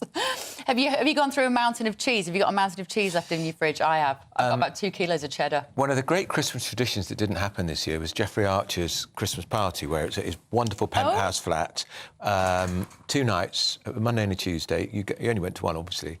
There was a beautiful choir would sing carols, and every guest got a huge cheese. Well, the parties don't happen now, but the inner circle still got the cheese. Really? Fantastic cheddar, which will last 6 months. Honestly, you have some stories, don't you, Andrew Pearce? Why does his party not happen anymore? He says quite bluntly, because so many of the guests are dying. Because Jeffrey's 85. Mary had her 80th just a few weeks ago. And a lot of his people are from the Thatcher era. Mrs Thatcher hasn't been Prime Minister since 1990. Oh, that's quite tragic. It was a nice, cheesy story. Kwasi Kwarteng was there at the last party. He was Truss's Chancellor. Lots of famous cricketers, because he's a big cricket man. Yeah, of course. Well, I need somebody to send me some recipes, what I can do with 2 kilos Meghan Markle. Meghan Markle will not send me a recipe. I don't want it anyway. Did you see that rubbish she's come out with? This woman who was going to America to be a campaigning, reforming radical. She was going to be a feminist. She was going to run for elected office. She's done a cookery programme, and it's all ripped off. Let's see what you've been saying at home. Most of the grooming gangs flourished in towns and cities that were run by Labour councils.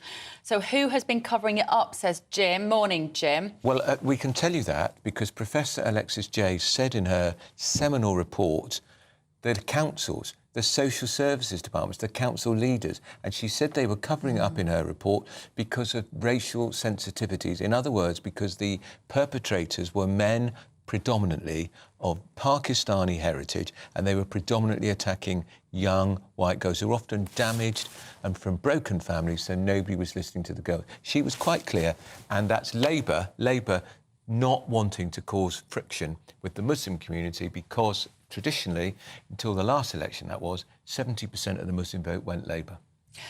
No doubt about it. I said I'd tell you what's been going on Twitter between Ben Habib and Elon Musk. Remember, Ben Habib was the deputy leader of Reform until very recently. Now, let me just try and bring this up. Sorry about this. Hold the line, caller.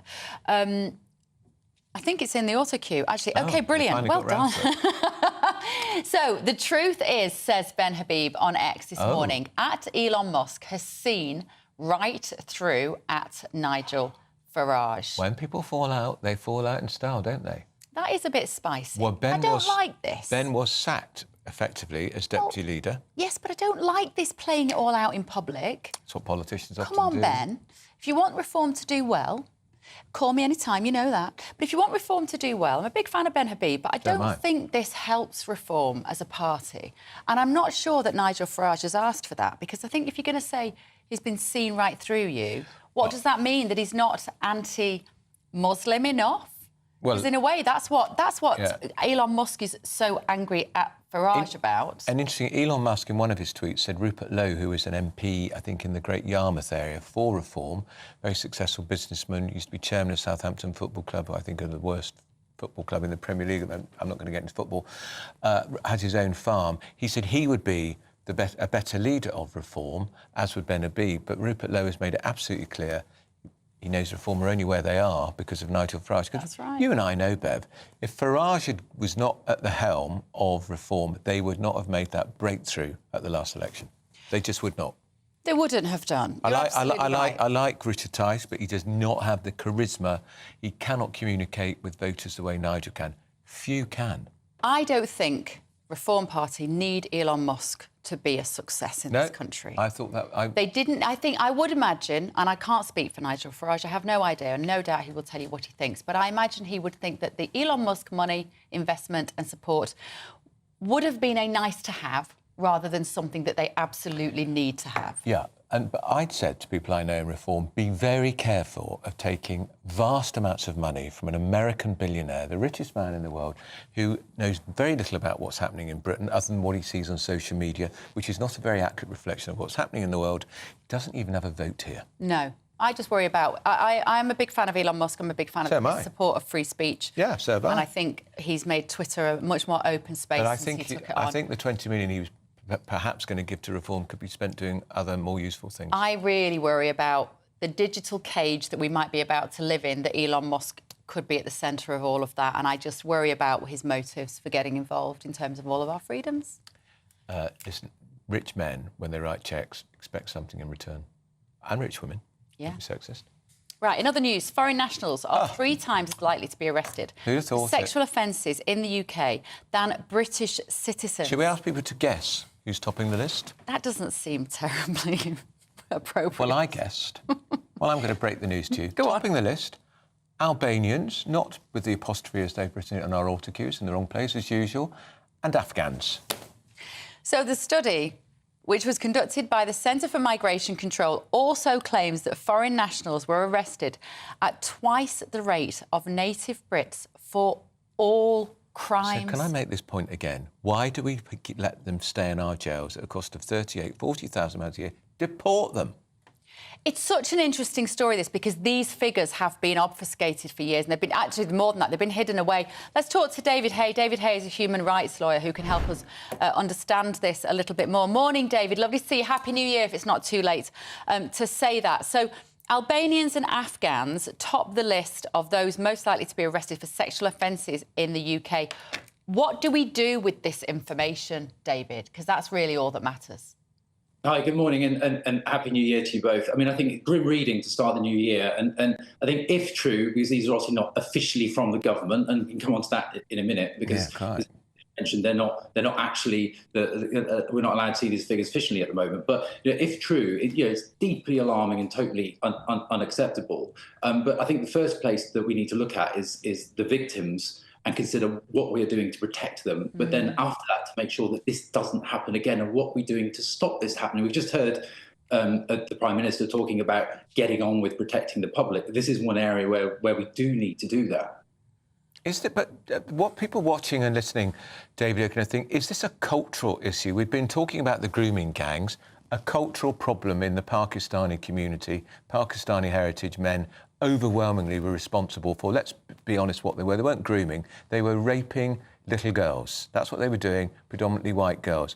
Here we see now the most likely to be arrested for sex offences, Albanians and Afghans. Is it a cultural thing, and why is it so?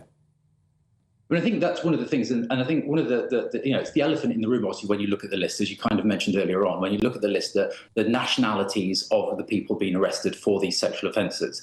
And I think the first thing we need to be able to do is have an adult conversation about that without being called racist. We're looking at the facts. The facts are that the majority of the people in that list do come from Muslim countries. Now, we can't then say that every Muslim is, a sexual predator. That's not accurate, but we need to deal with the facts before us. And I think that's one of the problems. We're not doing that.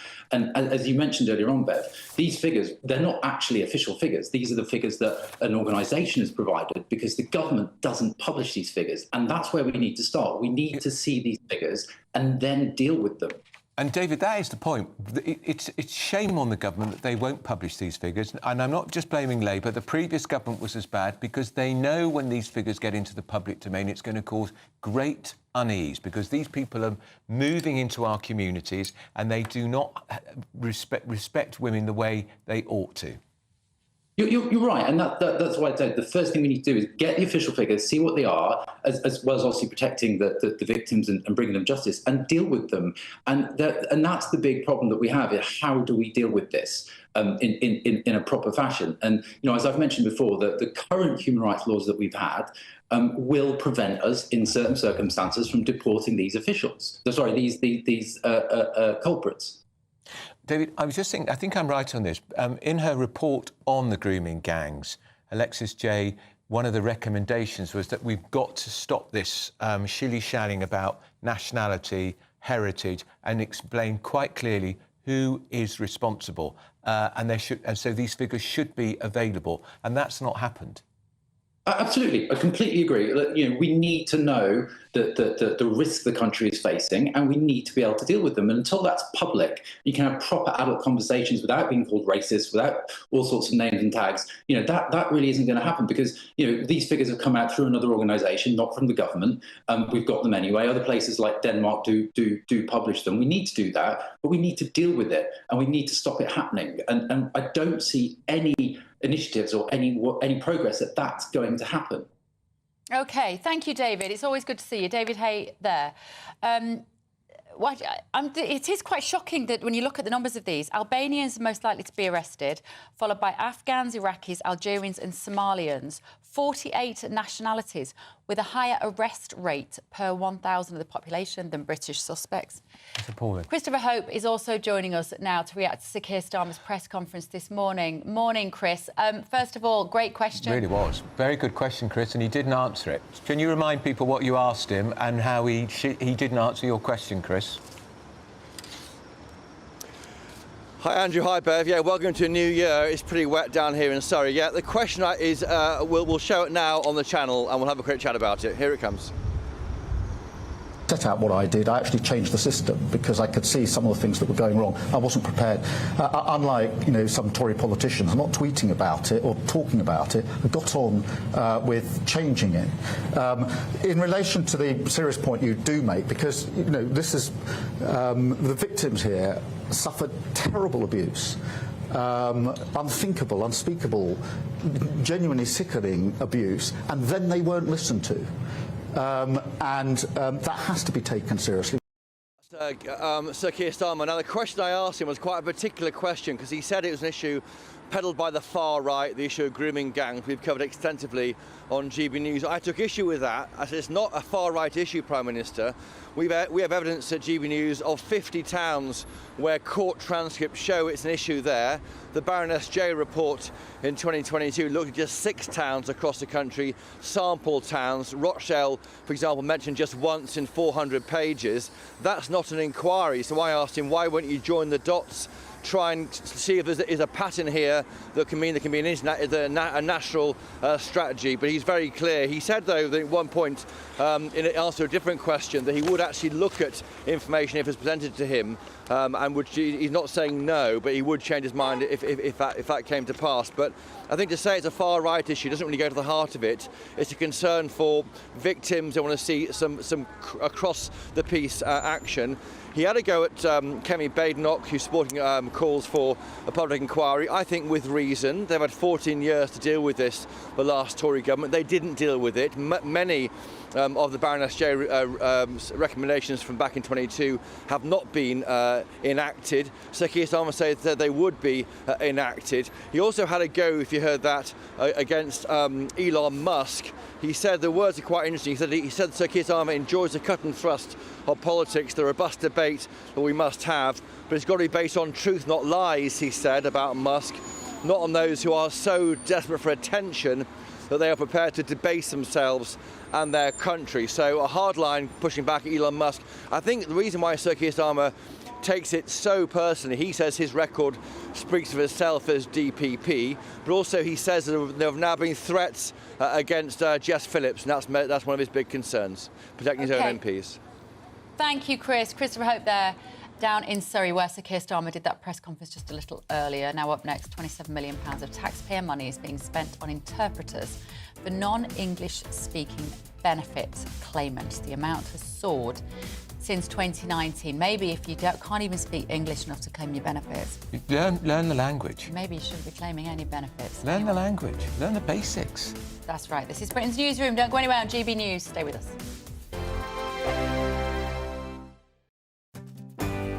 I'm Stephen Dixon, and thanks for joining us on GB News, Britain's news channel. We're proud to be GB News, the People's Channel. And as you know, we always love to hear your views. Now, there's a new way of getting in touch with us at gbnews.com/yoursay. By commenting, you can be part of a live conversation and join our GB News community. You can even talk to me, Bev Turner, or any of the members of the GB News family. GB News Breakfast, every day from 6 a.m. The latest Channel 4 Dispatches documentary has revealed details about the royal family's finances, including reports that private royal estates have received millions of pounds of income from public bodies and charities. Morning, and good morning, Stephen. Absolutely, I'm not shocked either. And also, as a former butler, I was also a duchy rentee. I used to rent one of the properties, and we were always aware of the property portfolio. I don't think it's kind of a bit news thing.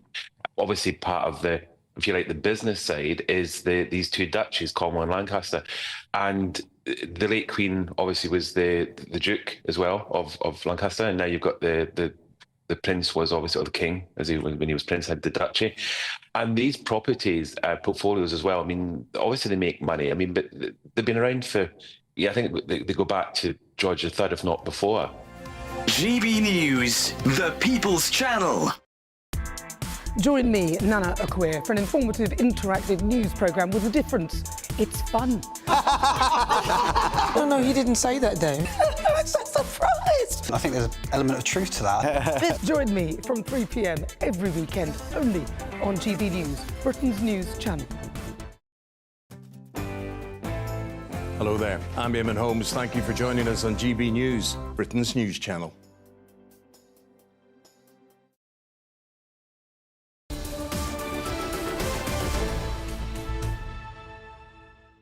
(11:22) Britain's Newsroom, live across the UK with Andrew and Bev, back for our first programme in the new year, and we're with you for months and weeks for the year ahead, and it's going to be a big year in many, many ways. We've got the former Labour advisor Matthew Torbett and journalist Alice Denby in the studio. Alice, of course, is with City AM. Matthew, we didn't get a chance to talk to David Hay because we wanted to give him a hard time, the human rights lawyer. It's all his fault. Interpreters for benefit claimants are now costing us £27 million. Benefits coming out of taxpayers' money. It's going to stick in the craw of a lot of people, isn't it? Why can't they just learn the language? Well, yes, there is an argument for that. A big argument? I wonder What's the argument against them not learning it? Well, no, I think it's all well and good learning it. I think it's good to be clear. If you don't understand absolutely everything, it's more useful to ensure people are claiming the right benefits than not. And I wonder whether it's ever so slightly different than the sort of 8 million people we've got in this country that can't read or write and will also need assistance. So people will be thinking they're coming into this country, they can't speak a word of English, and we're giving them benefits as well.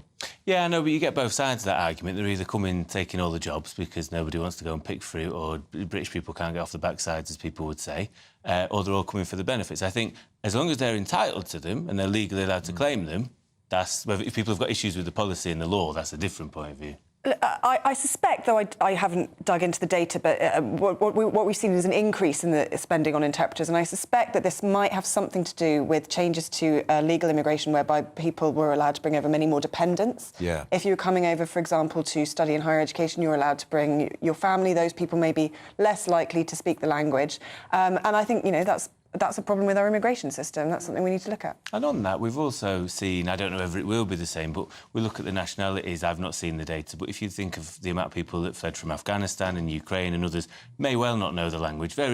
I dealt with many of them when I was still in Parliament. A lot of the people that were leaving Afghanistan, totally qualified, ridiculously qualified, but may not be able to find the work here because of the language barrier. What I find is 1 million calls to the DWP, that's Department of Work and Pensions Universal Credit Helpline, required a foreign language interpreter last year. They're very lucky to get through.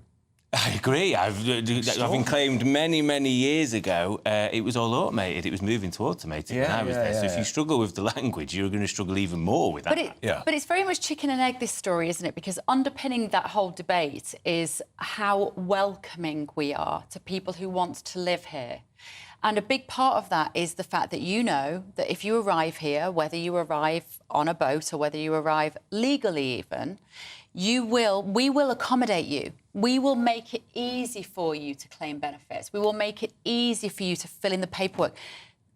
There are no barriers to wanting to come here. There's nothing to dissuade you from doing it whilst we're paying 27 million quid of taxpayers' money to translate for people. I think we've got to put this in context. Actually, £27 million isn't a huge amount of money in the scheme of what we spend on the NHS and so on. The issue is that it's gone up, right? Which suggests that we're perhaps having an increase in benefit claimants who can't speak the language, or it might be that we're helping them access translators. I mean, you're right. I think this is part of a big debate. We've had a big increase in legal migration in this country, not even to mention the illegal migration, without having had a proper democratic conversation about it.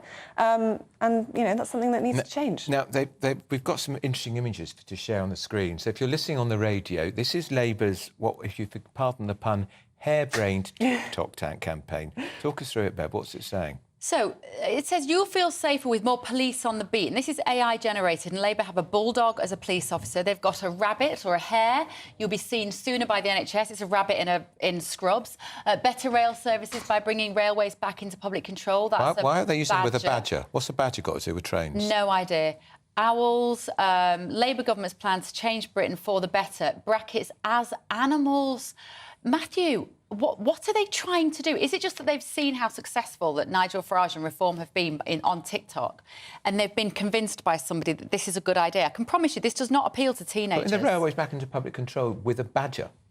So who are a pest. My understanding, I think we've been killing badgers. Geriatric millennial. This is a trend on TikTok that I think lots of people are using for lots of different reasons, these AI animals and whatever else.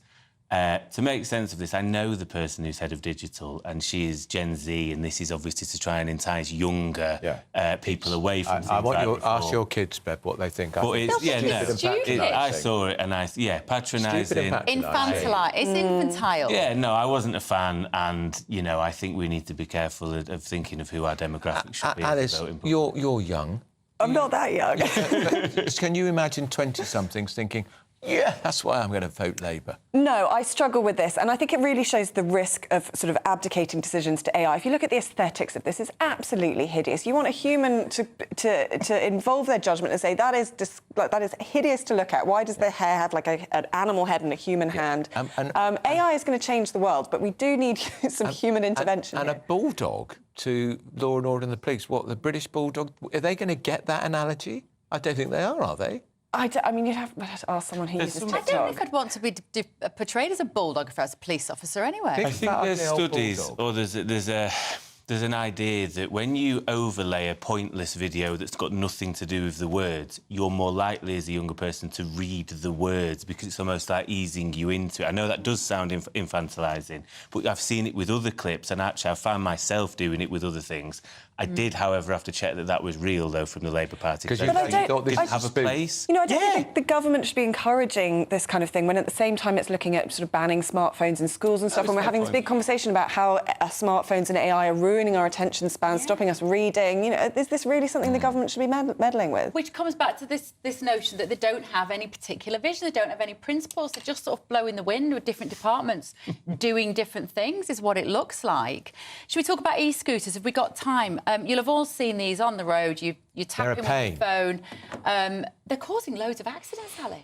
These things are a real menace. Where I live, people steal them and they leave them littered all over the pavement. If you've got a buggy or if you're disabled, these are a proper menace. And yeah, I mean, I really think that we need to crack down on them. These are like the XL bully dogs of vehicles. They are, and the e-scooter collisions, Matt, have trebled in 3 years. They're pretty dangerous. Yeah, 4,500 collisions last year alone. It doesn't surprise me. 1,400 serious injuries, and they've caused deaths too. No, I agree, and I do think they are as dangerous as the people riding them, and unfortunately, a bit like on our roads, a lot of morons, on the roads, and that's fine. I think there has to be a better way to track them, whether you have sort of mini licence plates on them. You know how you go through the congestion charge, you'll automatically get a letter, whether it's through bank cards and people getting them the same way they would the Santander bikes and all the rest of it. There has to be a way, or even a bare minimum level of training. The fact that I remember at school doing the cycle proficiency test, and you'd go out on your bike. They shouldn't be on the pavements. They shouldn't be chipping them so that they're going 60 miles an hour and stuff like that. This is the thing. That's what people do. So they can tamper with them. So rather than going to the speed limit of what might be about 15 miles an hour, I think. 15 and a half, 15 and a half. So you can literally get them to 60 miles an hour. Is that right, Matthew? Yeah, somebody can have a fiddle. But also, they're quiet. They can come up right behind you, whack. There's your bag gone, there's your phone gone, if you're daft enough to have your phone in your hand. There are muggers. They're a great aid to muggers. They are. Yeah, absolutely. Look, normally I'm a sort of a deregulation, we don't need red tape, but on these, They do need regulating. Yeah. I think they should be taxed and insured. I do. Yeah, you mean if you, as a privately owned, because there's two lots, of course, people will have them privately owned that they charge in their own house. And then you've got the ones that you rent on the street with your phone with the app. You've got your private rent, because they'll be more responsible with it, and also you can then check to see if they have been souped up. 60 miles an hour? Yeah, but it's so saving dangerous. the planet, Andrew. It's saving the planet. That's the whole point, isn't it? You're not driving a car. We haven't got enough police to police it at the moment, which is why I think they're totally riding and there's all over the place. endless reviews going on about this all over the country. Endless reviews. How many reviews has this blooming government brought in, Matthew? I imagine hundreds. I remember the Institute for Government training to all political advisors in that you would launch as many reviews as possible to look like you're doing more than what you currently are. Is that the official advice when you were training in your... I went to the IFG training, and the idea was Michael Gove... IFG? Institute for Government. It's a think tank, though. It's not part of the government. No, and it's not. And it's apolitical. It's apolitical, yeah, and we had people there that had been Tory special advisors, people that had been permanent secretaries in the past for Tory governments, and they said Michael Gove was always the best at it. He came in as levelling up secretary and launched 100 reviews in the first week or two, and your first 100 and days... I suspect Wes Streeting, the health secretary, is catching up because we've got a review into social care, we've got a NHS listening plan. Spending taxpayers' money on a load of guff. Right, Matthew, Alice, thank you so much for joining us. Sophia Hill is waiting very patiently with your headlines.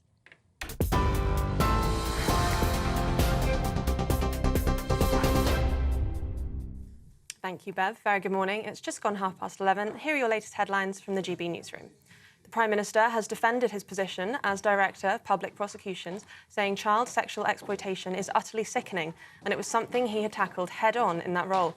The Prime Minister has also hit back at Musk over his comments on Twitter that claimed Safeguarding Minister Jess Phillips is an evil witch and deserved to be in jail.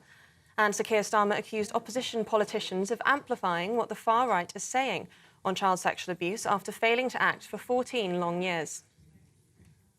Victims here suffered terrible abuse, unthinkable, unspeakable, genuinely sickening abuse, and then they weren't listened to. That has to be taken seriously. Commenting on criticism of Jess Phillips, the Home Secretary Yvette Cooper has said, Jess Phillips, Minister for Safeguarding and Violence Against Women and Girls, has dedicated her career to tackling sexual violence and abuse and to being a voice for victims and survivors of the most terrible crimes, including child sexual abuse. She has worked with whistleblowers and campaigned tirelessly for justice for those badly let down by endemic institutional failure.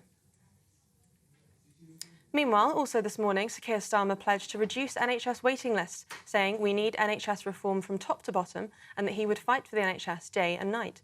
The Prime Minister has called for more convenience for patients and said that no institution is more important to the security of the country than the NHS. And weather warnings persist across the country this morning as many commuters suffered travel disruptions from severe weather. Major roads have been closed, major railway lines blocked, and Manchester Airport's runways were closed early on this morning because of heavy snow, but have since reopened. Travel disruptions are due to flooding from thawing snow and heavy rain. As it stands, there are 60 flood warnings and 260 flood alerts in place. This comes after most of the UK saw heavy snow or icy rainfall over the weekend, and we even reached the coldest night of winter so far at minus 13.3 degrees. Those are the latest GB News headlines for now. More in half an hour. For the very latest GB News direct to your smartphone, sign up to News Alerts by scanning the QR code or go to gbnews.com/alerts.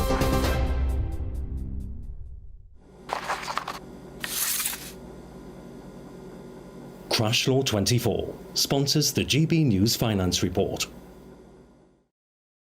Here's a quick snapshot of today's markets. The pound will buy you $1.2507 and €1.2037 euros. The price of gold is £2,110 and 97 pence per ounce, and the FTSE 100's at 8,217 points.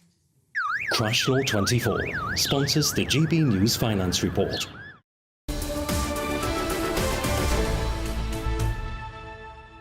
I've seen it. Absolutely. Good morning. Welcome back. Britain's Newsroom here with Andrew and Bev and Emily and Tommy. We were talking about pantomimes because Tom and I have seen two pantomimes which are very similar. Yes, I think we have. I saw the one at the Palladium with Julian Clay. What was the other one you saw, Tom? I saw one in Charing Cross over the weekend. It was very fun. Called? You're trying to embarrass. I can't quite remember the title, but I think we can get to that. Let's just I think we can get to that later. Anyway.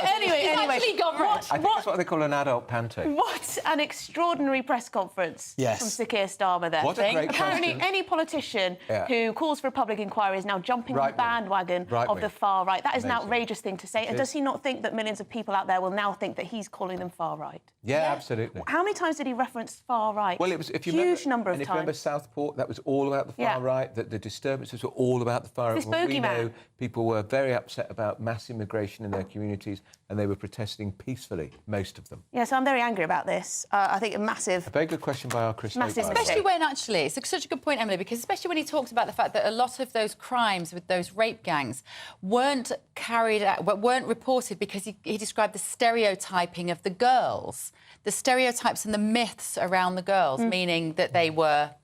child prostitutes. Consenting. And things Yeah, like exactly. that. So don't take away your stereotype when it suits you and then draw upon them when you want to make a point. Well, we're going to be talking to a member of Parliament who brought this issue to the House of Commons in 2021.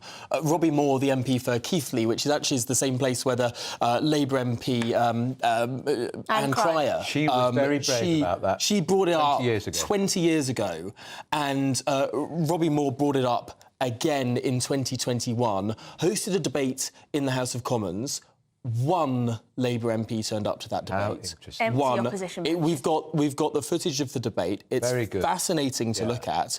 One side of the House, a smattering of MPs, the other just one. We're going to be talking to him about his continued campaign for that inquiry that has been years in the making. He held his seat, yeah. But is Keir Starmer saying that Kemi Badenoch is jumping on the bandwagon of the far right now? Yes. I mean, that is slanderous, surely. Well, yes, and because, of course, there was a call for an inquiry in 2022 and the Tory government didn't support it, and she was part of the But you can make that point without them saying that they're, that you could say, well, they should have done it back then if they felt so strongly about it. Well, it also means he's calling Elon Musk far right. Yeah. It means he's calling Nigel Farage. Just the use of that term means you take away any sort of power when you are actually talking about somebody who is far right. But is that why there were no Labour MPs on the opposition benches at a debate like that? What he's doing is trying to shore up his crumbling support in his own benches by doing this. Yeah. That's what's going on. Well, speaking of his own crumbling support, there is a man who launched that public petition. Oh, yes. Got 3 million signatures. He did. Yeah. It is being debated in Parliament today. 4:30. And he's coming in this studio Brilliant. just before that debate. So we'll be speaking to him before then. Back Very with Good good. Afternoon Britain from midday. Marvellous. Right. It is Good news. Justin Welby's Good final news. day as the Archbishop of Canterbury. Andrew is primed to give you his assessment of his tenure.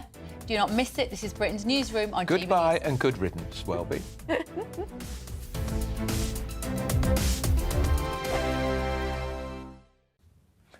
Hello, welcome to your latest weather update from the Met Office here on GB News. The wintry weather continues, warnings remain in place and flood warnings are also now across much of the UK because it's been so wet recently from this area of low pressure. It is heading out into the North Sea. Lots of isobars on the chart telling us it's windy out there and that wind is feeling particularly cold. The rain and snow in eastern England, that is though clearing away, so turning a bit drier here.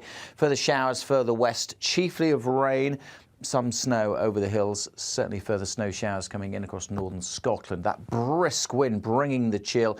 Temperature actually falling this afternoon across the southeast, generally 3, 4, 5 degrees Celsius, but everywhere feels colder because of that strong wind, which will continue to bring a mixture of rain, sleet and snow showers into Northern Ireland. Small snow showers packing into northern Scotland. Could be very icy as we go through the evening as temperatures tumble back down to freezing with those snow showers coming in across northern Scotland. A mix of rain, sleet and snow across Northern Ireland, but we could see a further covering in places and again likely to be icy here. Same goes for Wales. We could see a further few centimetres of snow, particularly over hills, but even some down to low levels, and we'll see a few flurries across the southeast. So again, potentially very icy as we go through the night and we see these showers continuing to feed in, making for some very slippery conditions. Much of the east will stay dry overnight and we will see those temperatures again widely falling down to or a few degrees below freezing. Rural spots many degrees below freezing.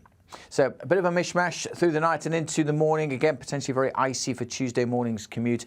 I think many places will be dry and bright through Tuesday. There'll still be some showers coming into Northern Ireland, northwest England. Again, chiefly of rain at low levels, but some snow on the hills. Wintry showers in northern Scotland. Much of the south and east dry and sunny tomorrow, but still feeling cold. Thank you, Britain. Thank you for watching. Thank you for listening. Thanks for subscribing. Thank you for your support. It's you that make us the People's Channel. As we reflect on our journey so far, we're filled with immense gratitude. You mean the world to us. We couldn't have reached this point without you. As a very special thank you, we are giving you the chance to win one of 50 GB News thank you boxes. They're worth £50 each. For full terms and conditions, and to enter, just go to gbnews.com/thank you.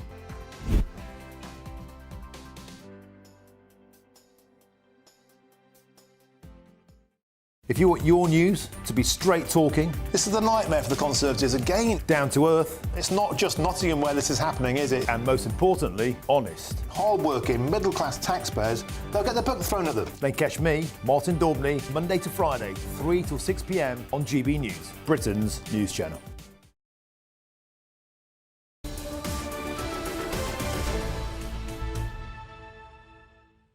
Welcome back, it's 11:42. This is Britain's Newsroom with Andrew and Bev. We are on the sofa because it's National Divorce Day today. She knows a lot about that.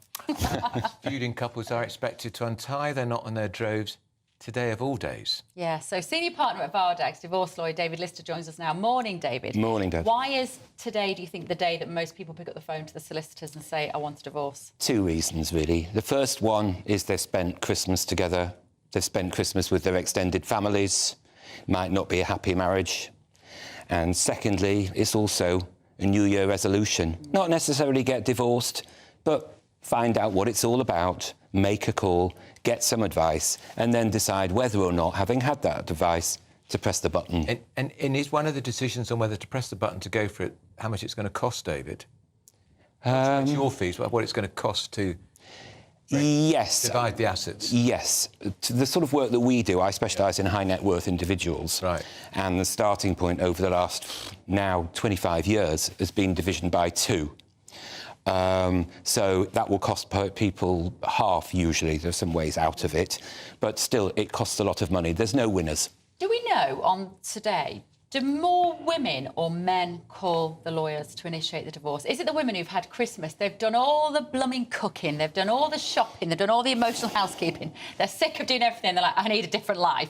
Or is it the men who said, I can't spend all this money on my family anymore, they're driving me mad? Well, there might be men that do that, and it might be the other way around. Yes, that's very... But then, using your analogy, if the ladies are at home, the women are at home and the husbands have gone to work, then they've got freedom to make calls to people like us. Do we know who it is who initiates more divorces in this country? Is it women or men? No, and actually, for the last couple of years, it's made no difference because you don't have to have fault anymore. You used to have to say adultery or behaviour or periods of separation. Now you just fill in a form and the longer the Christmas holiday. What about the affair? Is that still the major factor in, or is it people just reach the end of the road? You don't need to mention, as part of the process, Andrew, the reason for the divorce. As I just said to you, you used to have to make allegations of behaviour or adultery. But I think most people will... the reason for the breakdown, forget the legal aspect, the reason for the breakdown is behaviour. They just don't get on. And divorce, you know, speaking as a divorce lawyer, divorce is always sad and it's never plan A when you get married. You don't think you're going to end up getting divorced. What's going on at the moment, David, with the financial situation? I'm particularly interested with you working for high net worth individuals.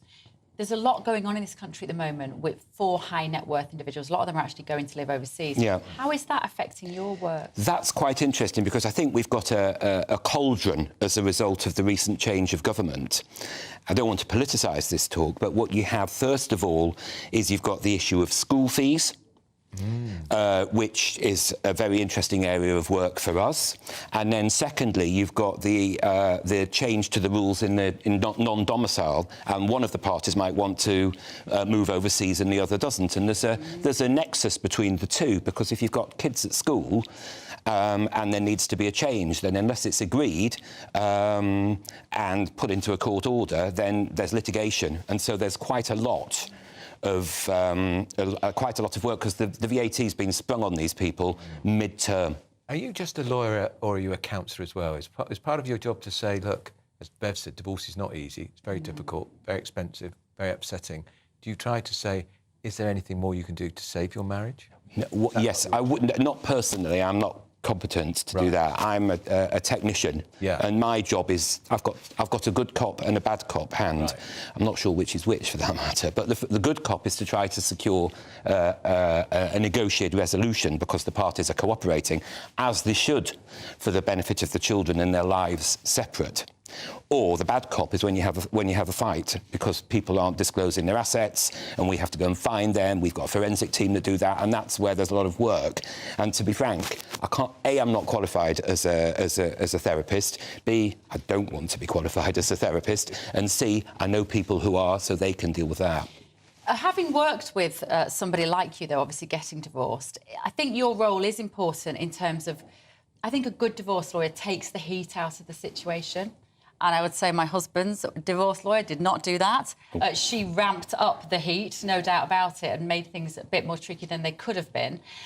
Some people will do mediation, of course, before they come to you, which is that the kind of thing that you see success with, or do they always end up at your door anyway? My job is to create foundations for the lives of people separately. As both ex-spouses and also for the parents. Yeah. But if they can't do it, they really need to try to reach a negotiated settlement through lawyers. If we're dealing with money, just try to get it done that way. Now, we have often, Andrew and I, been described as a couple who stayed together for the kids. You know. We stay together because they get paid to stay together. So, as an expert in this sort of dynamic, what do you think our chances of success and staying together? Have you got a prenup? No, that's a really good point. Get a prenup. That will help you. He'll have a contract written saying, I'll work with anyone but Bev Turner. No, you don't want that. If you want to stay together, work with a prenup. It's a nice instruction manual. How many people do have prenups now? Is that much more common now, not just high-end? Yes, it is. And I'll tell you one of the reasons is because when I qualified as a solicitor up in Manchester, you could buy a house for £30,000. But you can't now. And you can't buy one in London now. And so you get parental support, or people that are able to get parental support, and then, so therefore, if there's a massive imbalance between the resources, then you really need to have an instruction manual to try to protect that. Yeah. In the event that the marriage just goes wrong. Oh, David, I bet you've got some great stories. We should have dinner over a couple of bottles of wine. I'd love to hear your stories about high net worth divorces. And I'm sure you're happily married, David. Yeah. Thank you so much. To hear Divorce lawyer David Lister there. And more to come. This morning, first though, if you're in search of some winter sun, here's a forecast for some top European holiday destinations. Maybe we should go on holiday. Not together.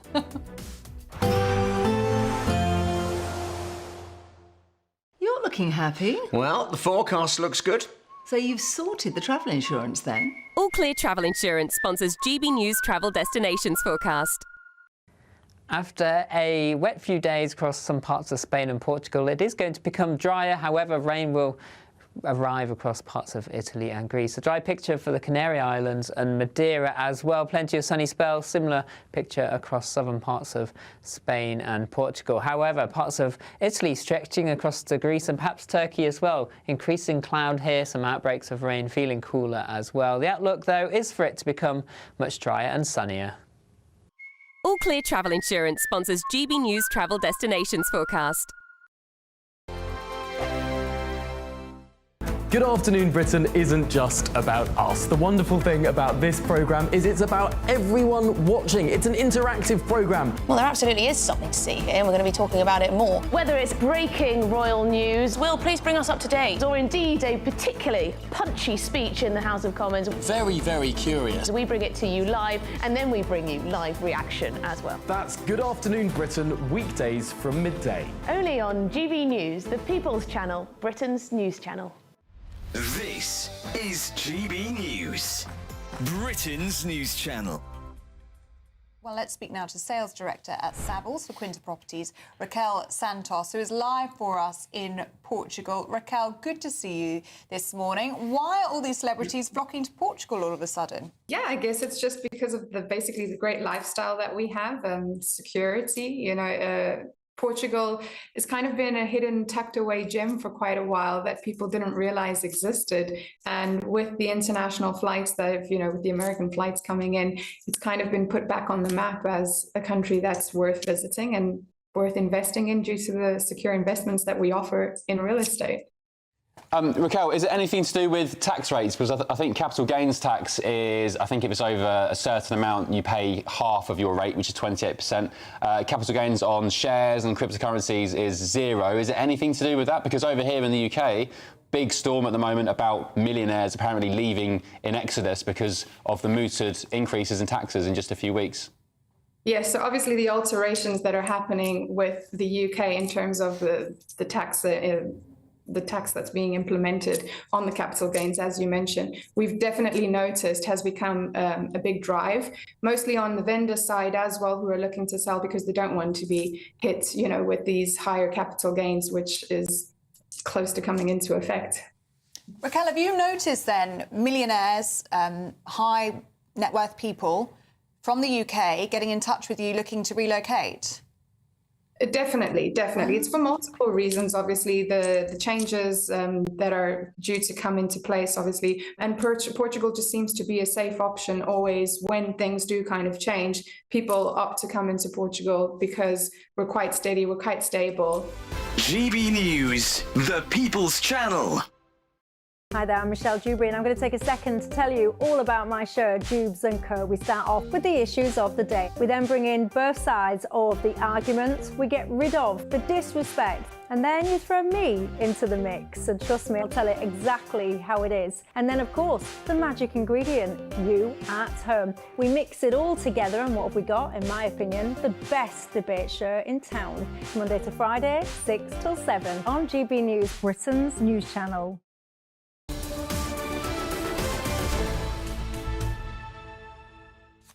And now you wouldn't be surprised to know what our poll of today is. We're asking, is Elon Musk right to wade into British politics? We'll be bringing you the live results throughout the day, so do stay tuned. The final results of that will be announced later in Martin Daubney's show. Do you think he's right to be wading in? I think he's absolutely right to say what he likes in the virtue of free speech, but I had grave reservations about him wanting to contribute tens of £millions to Reform UK. Yeah. I think you're not a player here. Don't even have a vote here.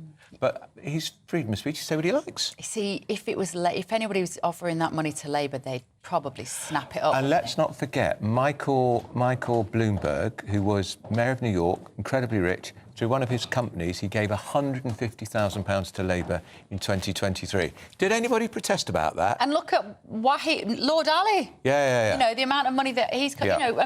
Millionaires and billionaires are always swimming and circling around politics, aren't they? Because as you say, it doesn't necessarily come unconditional. Well, Elon Musk was always going to be. He's capricious. He's mercurial. He's difficult, and I think Reform may have had a lucky escape. I think probably.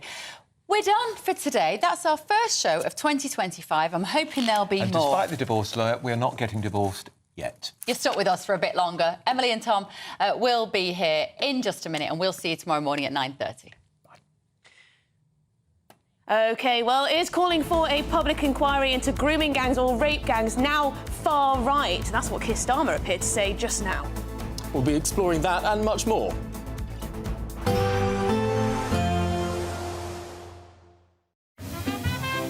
Heavy showers first thing will be followed by a warm, cosy day.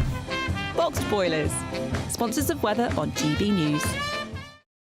Hello there, good morning. Welcome to your latest GB News weather forecast. It's staying cold for many of us for the day ahead. Wintry showers, particularly in the north and the west, icy stretches, and it stays cold for much of the week ahead. An unsettled start to the day, outbreaks of rain and snow across central northern parts of England, eastern parts with quite brisk northerly winds here. Bit brighter elsewhere, but largely cloudy, frequent showers, these falling as a mixture of hail, sleet and snow, even to some lower levels, and a keen northerly breeze as well. Temperatures really struggling across the north today, 3 or 4 degrees at best, perhaps 6 or 7 Celsius towards southern counties of England, but turning colder through the afternoon and evening here as that cold air sets back in across the country. So looking at the picture for this evening time, we can see wintry showers, particularly in the east across Scotland, icy stretches across most areas, an unsettled end to Monday across Northern Ireland as well. Frequent wintry showers here, something a little dry across Northern England, but wintry showers in the east.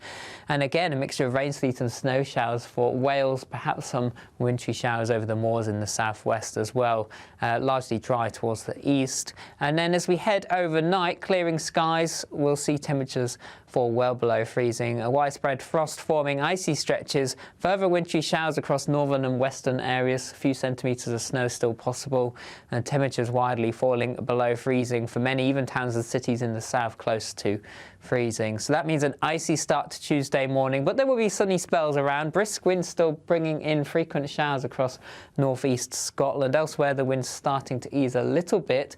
Plenty of sunny spells, particularly across southern areas. Showers most frequent across central northern parts of the UK. Again, these a mixture of sleet and snow, and temperatures once more struggling, highs of 6 or 7 at best towards the south. See you soon. Expect a warm front, moving from the kitchen right through to the rest of the house. Boxed Boilers, sponsors of weather on GB News. £50,000 in tax-free cash is like having over £4,000 each month to play with for a whole year. And it could be yours in the biggest Great British giveaway so far. That could be a holiday each month, your mortgage covered, or just the ability to send some of those day-to-day financial stresses packing. For another chance to win, text cash to 63232. One entry costs £2 plus one standard network rate message. Or text bonus to 63232. 5 entries cost £5 plus one standard network rate message. Go to gbnews.com/win. Entries start from just £2. You can call 0903 681 3232. Calls cost £2 plus your network access charge. Or post your name and number to GB10 PO Box 8690 Derby DE1 9TT. UK only. Entrance must be 18 or over. Lines close at 6 p.m. on the 31st of January. Please check the closing time if listening or watching on demand. Good luck. Sunday with Michael Portillo from 11, only on GB News. The birth rate in Britain has sunk to 1.49, well below replacement rate. Yet policies pursued by both major parties are still to spend huge sums to encourage parents back to their work when their children are still at preschool age. Should we not be helping parents to spend longer at home, asks his new book, whilst recognising that in an age of sex equality, the question is fraught. David Goodhart joins me now. We undervalue the domestic realm, and that has led to lots of the most negative trends in British society. About half of children in the UK are not living with both of their biological parents by the age of 14. We have, of families with dependent children, about 24-25% are single-parent households.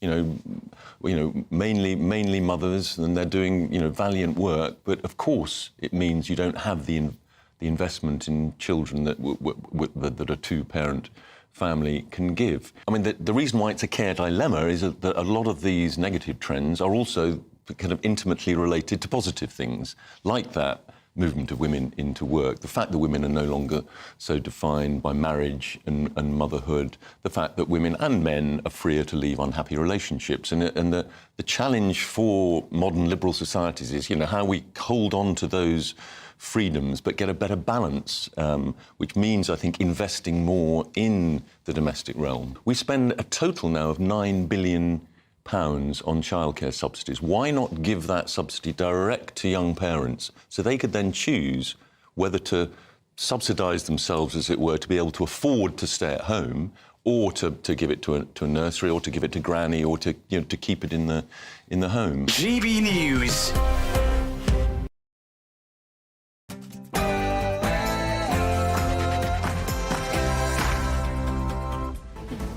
Good afternoon, Britain. It's 12 o'clock on Monday, the 6th of January.